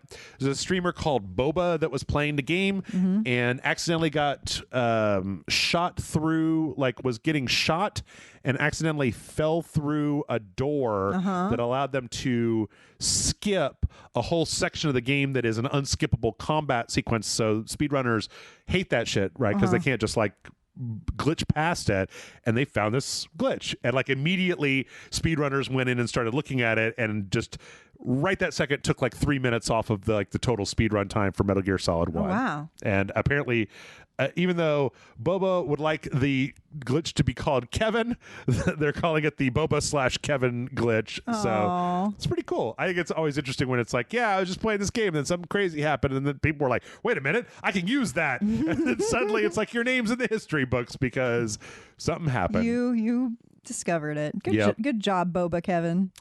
Metal Gear Solid 2 had an interesting thing. This was off of Digital Foundry, did a thing where the original Metal Gear Solid 2's trailer was okay, it was a PlayStation 2. It was a PlayStation 2 game. It was running on PlayStation 2 hardware. It was streamed at E3 in the days before there was HD video, and this is like a very iconic trailer. Later on, there was a special promotional disc that came out of E3 that was a DVD that had a 1080p version of this trailer, but Digital Foundry took that 1080p trailer and ran it through an AI to up-res it to 4K because like the original is like way less detailed. It's super blurry. There's like a lot less detail in any specific scene. And then like the up-res, this AI, I've really been infatuated with this kind of AI stuff because the AIs have gotten... No, it's good. It cleaned it up really nice. Yep. Shit. There's some parts of it that are a little bit janky where like... but the whole trailer is very soft because it's in the rain, and like it's really able to sharpen that up. And the thing is that there's no real way to get this footage because it was only shown in a promotional thing. Like you can't go back and like make this trailer happen in the game. Oh wow. Yeah, it does clean it up really nice. Like it seems like this AI like knows like, okay, this is rain and this is like hair. These are the things that I need to sharpen versus leave like kind of a blur. This is interesting. This is the size of the original trailer and this is what it was up-res to. So the original trailer was like a 480i trailer, and it was up-res to 4K. So this would be like the number of pixels the AI was working with, and then this is the results. So yeah, it's pretty good. It's pretty good. Not bad. I think. I mean, I'll be honest. I'm pretty sure. I am a pretty firm believer that the next bump in gaming fidelity is going to be AI driven because. It doesn't require as much raw hardware power as simply like rendering something. Like you can render something at a lower resolution and then have an AI fill in the gaps as opposed to crunching like a really, really powerful CPU to render a full 4K image. A lot of this stuff is going in that direction, and I think it works really well as opposed to rendering everything through a box.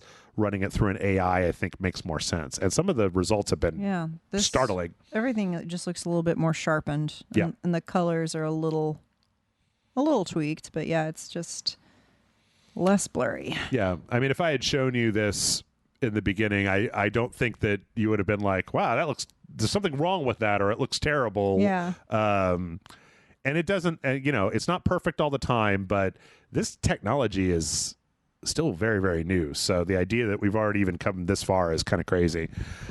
And last but not least, this is kind of crazy. Somebody, what is this? Garden of Eyes created a mod for Bloodborne that puts the game in first person. Okay. Which is a little strange. All of From Software's games, from Dark Souls to Sekiro to Bloodborne, have been in third person. And the idea of playing the game from a first-person perspective, especially Bloodborne, is interesting because there are so many giant things jumping up in your face. Whereas when you're in a third-person perspective, you've got the camera kind of pulled back away, so it's not quite as in your face. Yeah. I also like this because it's aping. Whoa. Yeah, this is intense. One of my favorite trailers for Bloodborne, but it's trying to do it all in first person, which I still don't know if I would actually like to play this game in first person. Like, I think this is interesting to look at from a trailer perspective, but the game seems like it was tuned to be played kind of from a distance, and I don't know if you would just get too lost and confused, like when something got behind you. Monsters, yeah, a little too big. I don't know. Kind of obfuscate, your view. Yeah, a little bit. And like watching a Michael Bay Transformers movie. Not know what's going on. And that's it. That's the news. That's the news. But that means that we have time for some questions. What? We still have about 20 minutes left, so let's do some questions. Questions? Yes. What kind of questions? Well, the audience sends questions to mail@rageselect.com, and we answer them. It used to be, back in the olden days, that this was like an hour and 45-minute show, and it'd be like 40 minutes worth of news and like an hour worth of questions. Really? And now it's like the opposite. It's a real treat if we can get 2 questions in before the show is over. Yeah. Let's see. I got this question just recently from boop. You did not sign your email address. I'm going to call you Chompmeister. Chompmeister writes in and says, hello, Jeff and Tessa. Netflix has just bought the rights of one of your favorite book series and is planning to create it by next winter. How would you best like your book to be translated to the screen? Animated? Sock puppet? And what scene will be the season 1 finale? P.S. Immortals Phoenix Rising is on sale this week, and I was wondering if it was worth getting. I have Breath of the Wild, but can't seem to pull out the Switch to finish it even when I like the style. I get overwhelmed by all the free choices. Thoughts? Thank you. And then P.P.S. Any new recipes you've been trying recently? And that is from, what did I say? Chompmeister. Chompmeister. I haven't been cooking at all recently, so I've kind of got out of the habit of I've said this before, but I kind of got out of the habit of cooking because it's just me, right? I think cooking is a lot more rewarding. You had that potato dish you were telling me about you like to do. Your like easy peasy potato dish, or that cauliflower thing you used to do. Yep. You were telling me about. One of my go-to dishes in the summer, or things I like to make, is watermelon salsa. It's refreshing and delicious. Okay. Look up a recipe for watermelon salsa. It's there great. You go. So what was the first part of that question? The first question was, Netflix just bought the right to one of your favorite book series and is planning to make it into a thing. What is it going to be? Animated, sock puppet, other kind of puppets? Book series. CGI. Ooh. Well, first you have to identify your book series, right? I would love for them to do, I think an animated Mistborn series would be great. Okay. What is Mistborn? I don't know what that is. Mistborn was written by, I believe the writer is Brandon Sanderson. I'm really bad at remembering names, but I'm pretty sure that's right. It's kind of sort of like magical / steampunk. Basically, there are these people with abilities where they can push and pull metals. Okay. So basically, they have different abilities based on what their metal affinity is. Okay. So, like, I think I've heard of say this. your affinity is like copper, maybe you can conduct electricity. If it's like nickel, like you can like. So it's kind of avataring, but like instead of elements, it's specific metals. Yeah, it's Okay. kind of like almost metal bending in a way, but each metal has a certain power that it lets you have when you burn it. Like you like hold it in your hand and you can do a certain type of ability. Oh, okay. Yeah, and the original, like the character that is the main character, she doesn't realize that she has that ability, and for a long time doesn't know it, and she has like this weird luck ability. Mm-hmm. She wears like this necklace and it had a medal on it. She didn't realize, like, oh, I'm lucky. Anyways, but yeah, the Mistborn series is really fun. It's a 3-parter. It's a trilogy, and then I believe they have like a couple spin-offs, and then I think like a prequel. Okay. So I feel like that would be really Animated? Live action? Yeah, I think animated? I think animated, and if it was done by Powerhouse Animation, who did Castlevania, would be pretty dope. And He-Man. They just, I saw Matt post a trailer today where it's just like Netflix is making another different He-Man show that's like, it seems like it's a 3D animated and it looks like it's skewing a little younger. Another one? Yeah, like it's a totally different than the Masters of the Universe thing. Yeah, so sure. Let's do this. I mean, fuck it. I mean, if I learned anything from Loki, is all the variants, please. Yep. Who cares? Let's do this. So then where would you end season 1? That was the other question. Oh shit! But I guess this is hard because it's like you don't want to say spoilers for a book series that somebody else might read. Like, yeah, definitely. But yeah, I highly recommend the Mistborn series. It's fun. Do you think like end of first book?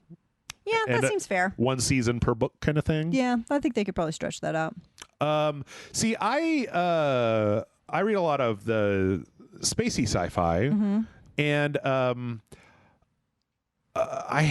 not hate. I just couldn't. I tried real hard and I couldn't get into The Expanse, which actually I really like the books.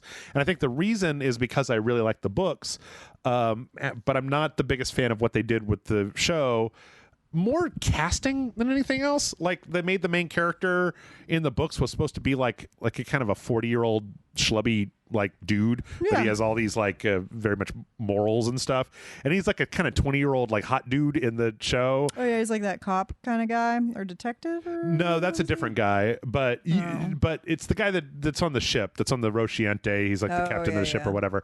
And he's supposed to be just kind of an older dude. And the fact that they had to make him all like hot and shit, I'm just like, all right, fine, I guess. I don't know. The thing is that series is very complicated. Like I want to, but it already has a series. So which one would you pick? No. This is all the lead up to my own thing. Oh, sorry, I interrupted. I like the fact.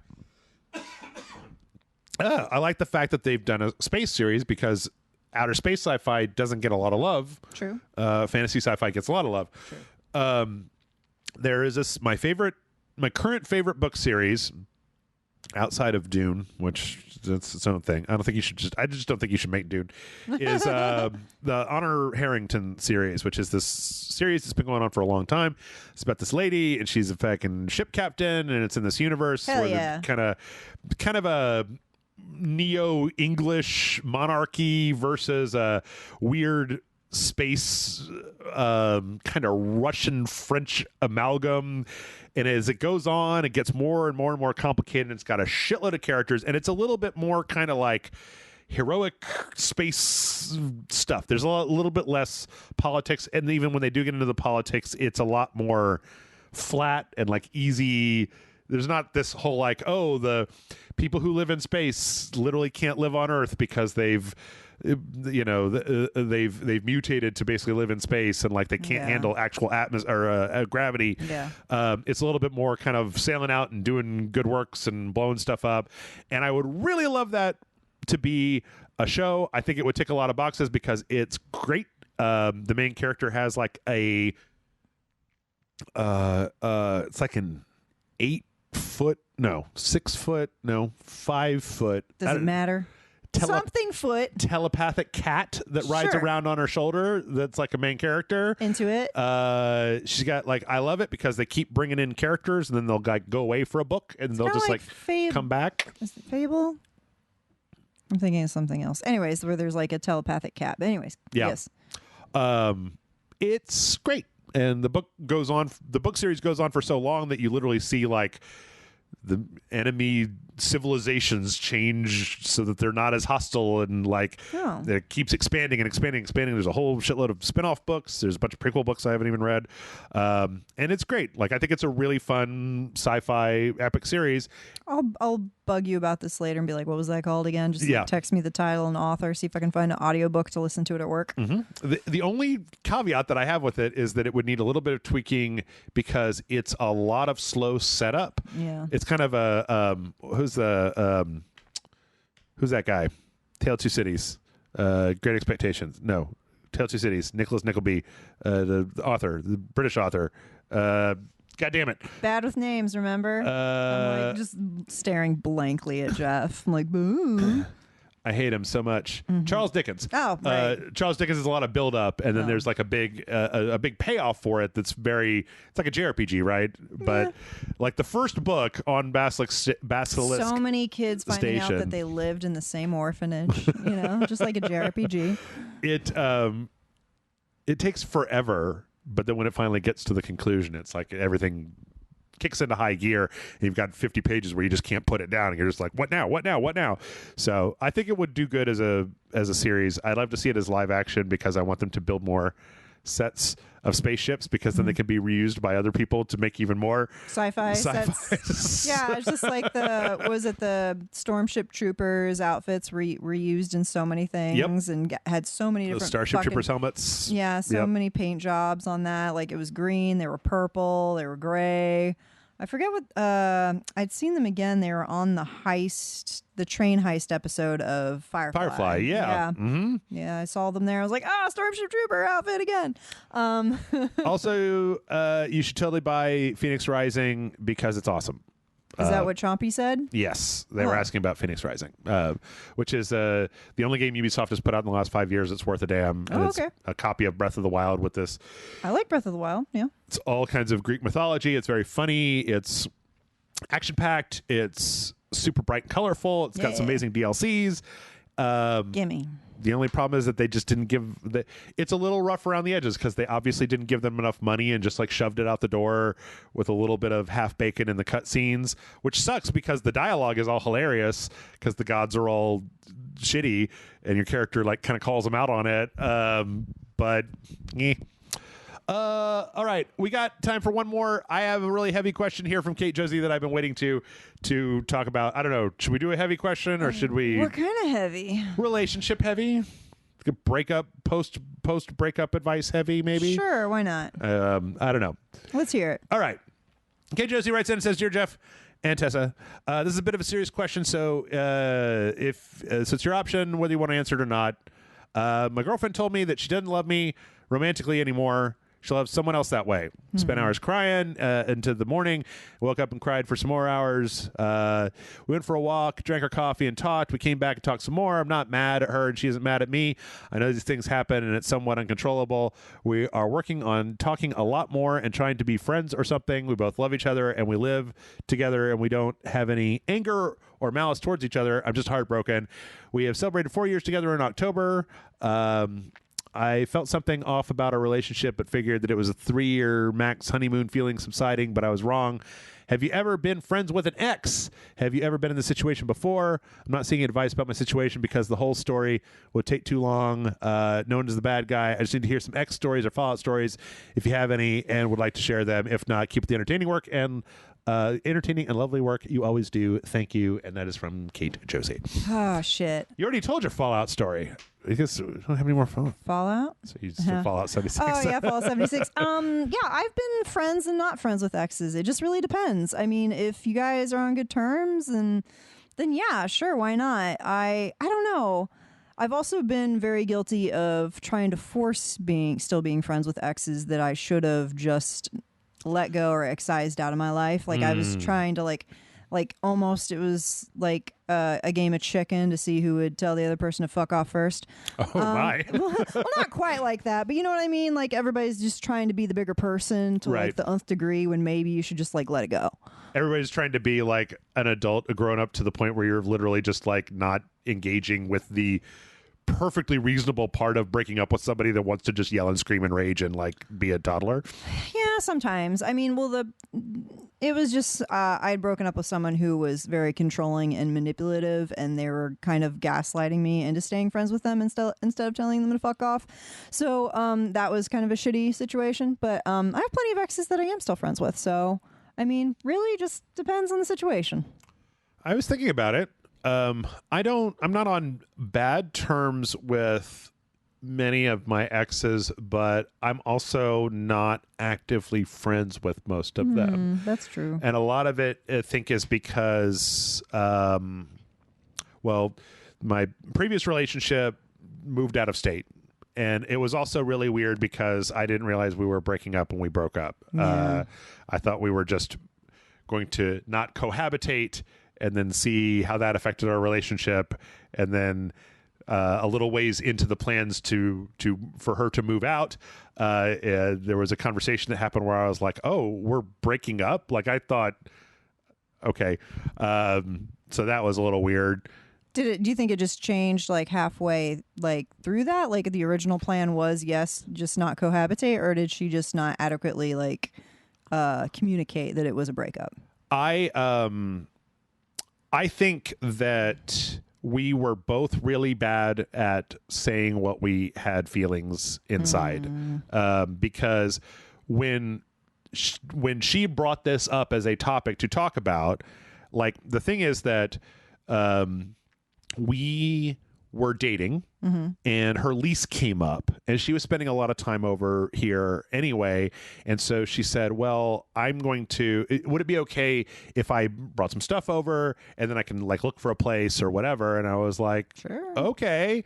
And that kind of stealth turned into like, I live here. And then there was some problems there.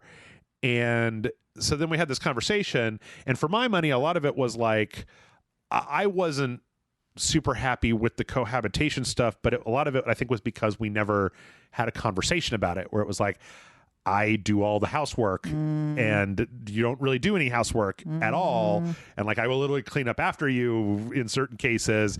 And so when this came up, I was very happy also because I had never lived long-term with somebody. So I was really just unprepared for the level of like normal compromise that has to happen when you move in with somebody else, especially when you're only been used to living on your own for like 20 years. Set in your ways. Yes, exactly. I learned a lot of lessons last time.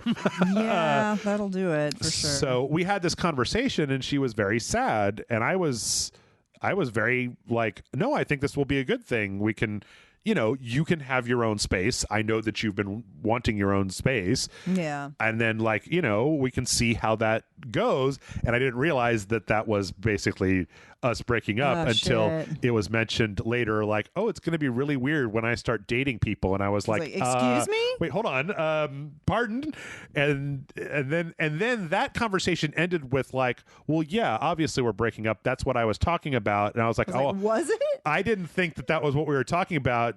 And she was like, well, yes. Oh, shit. And that was kind of the end. Oof. I wish people were just better at communicating. Like, she just assumed her saying that she was moving out was a breakup. Yeah. And you were just like, well, But you didn't say break up. You said move out. Yeah. Yeah. Anyway, that was so... I don't know. Also, I'm not really... I guess the thing is that I'm not like actively hostile towards that person, but I'm also not really like... I haven't talked to them since they ended up moving out of state. So you couldn't even like do any sort of like rehashing of like, oh, well, how that went down, kind of thing, and just look back on it and just be like, yep, and like have some closure a bit more. Yeah. No, my last major breakup, I was basically made to break up with someone because they decided that they were going to move away And they're still here though, even though they're supposedly moving. I got the old I'm gonna move away, but not really. Yeah. That's weird. It kind of sucked. Yeah, it was very like 5 days before Christmas. Like, hey, planning on moving to go and take care of my family, my parents. I'm like, are they in a bad way? Because they weren't last time we visited them, but okay. Anyways, that's bad. It was pretty sucky. I'm not friends with that ex because they tricked me into breaking up with them, and I talked to a mutual friend. They're like, yep, he did that to his last partner. It's funny because I have this whole, I mean, maybe this moves into a slightly different space, but like I have a lot of friends who just refuse to initiate contact with me. Like I'm not on bad terms with them, but like I have my best friend when I was in high school, I haven't talked to him in 2 years, and I'm just like, I don't call him, and he apparently just doesn't have any interest in talking to me either. Oh, and it's man, like, you're always the person that organized the parties, huh? I was. Yeah. And when I stopped, they all got real mad at me because I didn't do it anymore. And it was like, you guys can. Why did you cut me out of your life? And I'm like, I've never not answered the phone when you called. Like, I've never sent you a voicemail. I've never made an excuse. I've never yelled at you.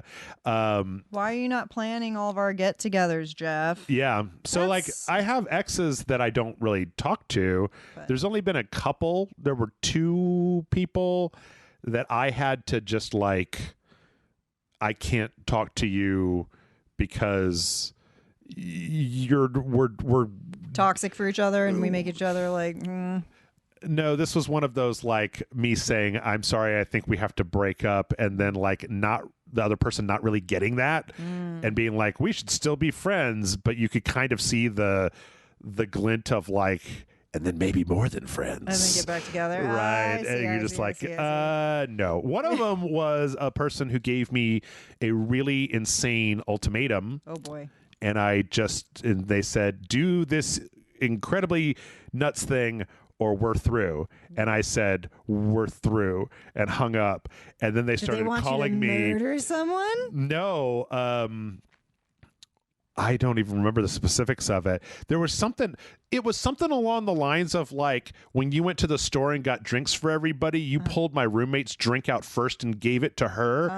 And you want to have sex with her, don't you? Whoa! And I was like, no, that was the first drink that came out of the bag.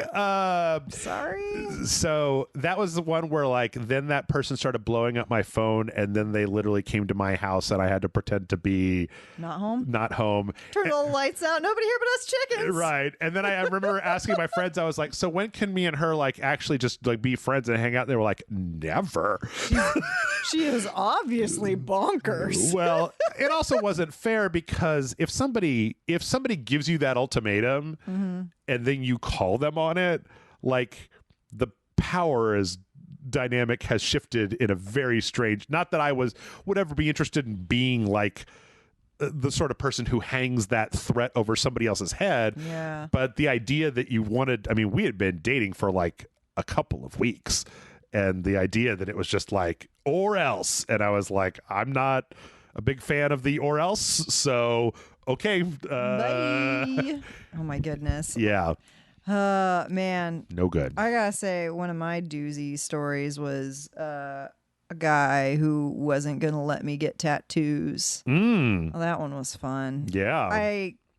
He was saying I don't like tattoos, and he also made comments about not liking girls with short hair, or he liked girls with long hair. And I was like, I've had short hair since you've known me. I don't know.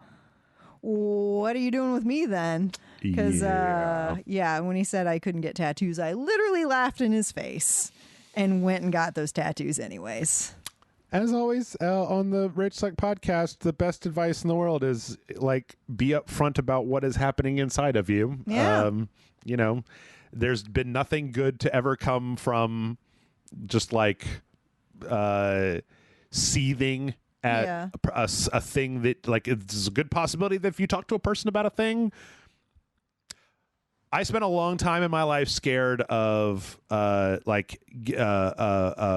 up a relationship because I said what I was feeling. And then I remembered that like not saying what I have been feeling has fucked up most of my relationships. Yeah, So you might as well just go ahead and be like, honest. I'm irrationally angry at the dishes, and hash it out, or don't, because otherwise it's just going to be a thing, and then eventually you're going to, so. I've cultivated this thing where if I feel jealous, like it seems like in that one situation that one gal was jealous that you pulled that drink out for her roommate before her, that when I have feelings of jealousy or something like that, I voice them in a healthy manner. I let the person know after the fact, like, hey, you did this thing and it made me feel jealous. But I'm not accusing you of anything. I just had these feelings of jealousy just to get it off my chest. And so I don't like tamp it down and bottle it down and like act out and like start getting weird and accusatory and shit. If I just am like, I had feelings of sadness, or I had feelings of jealousy, or I had, whatever X, Y, or Z feeling, and voice those feelings as opposed to acting on them in irrational ways. Yep. 100%. At least I try to. And that's it.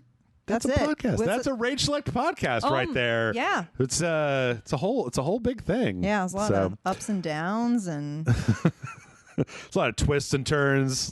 Yeah. Tessa, tell the people where they can find you when you're not over here helping me out.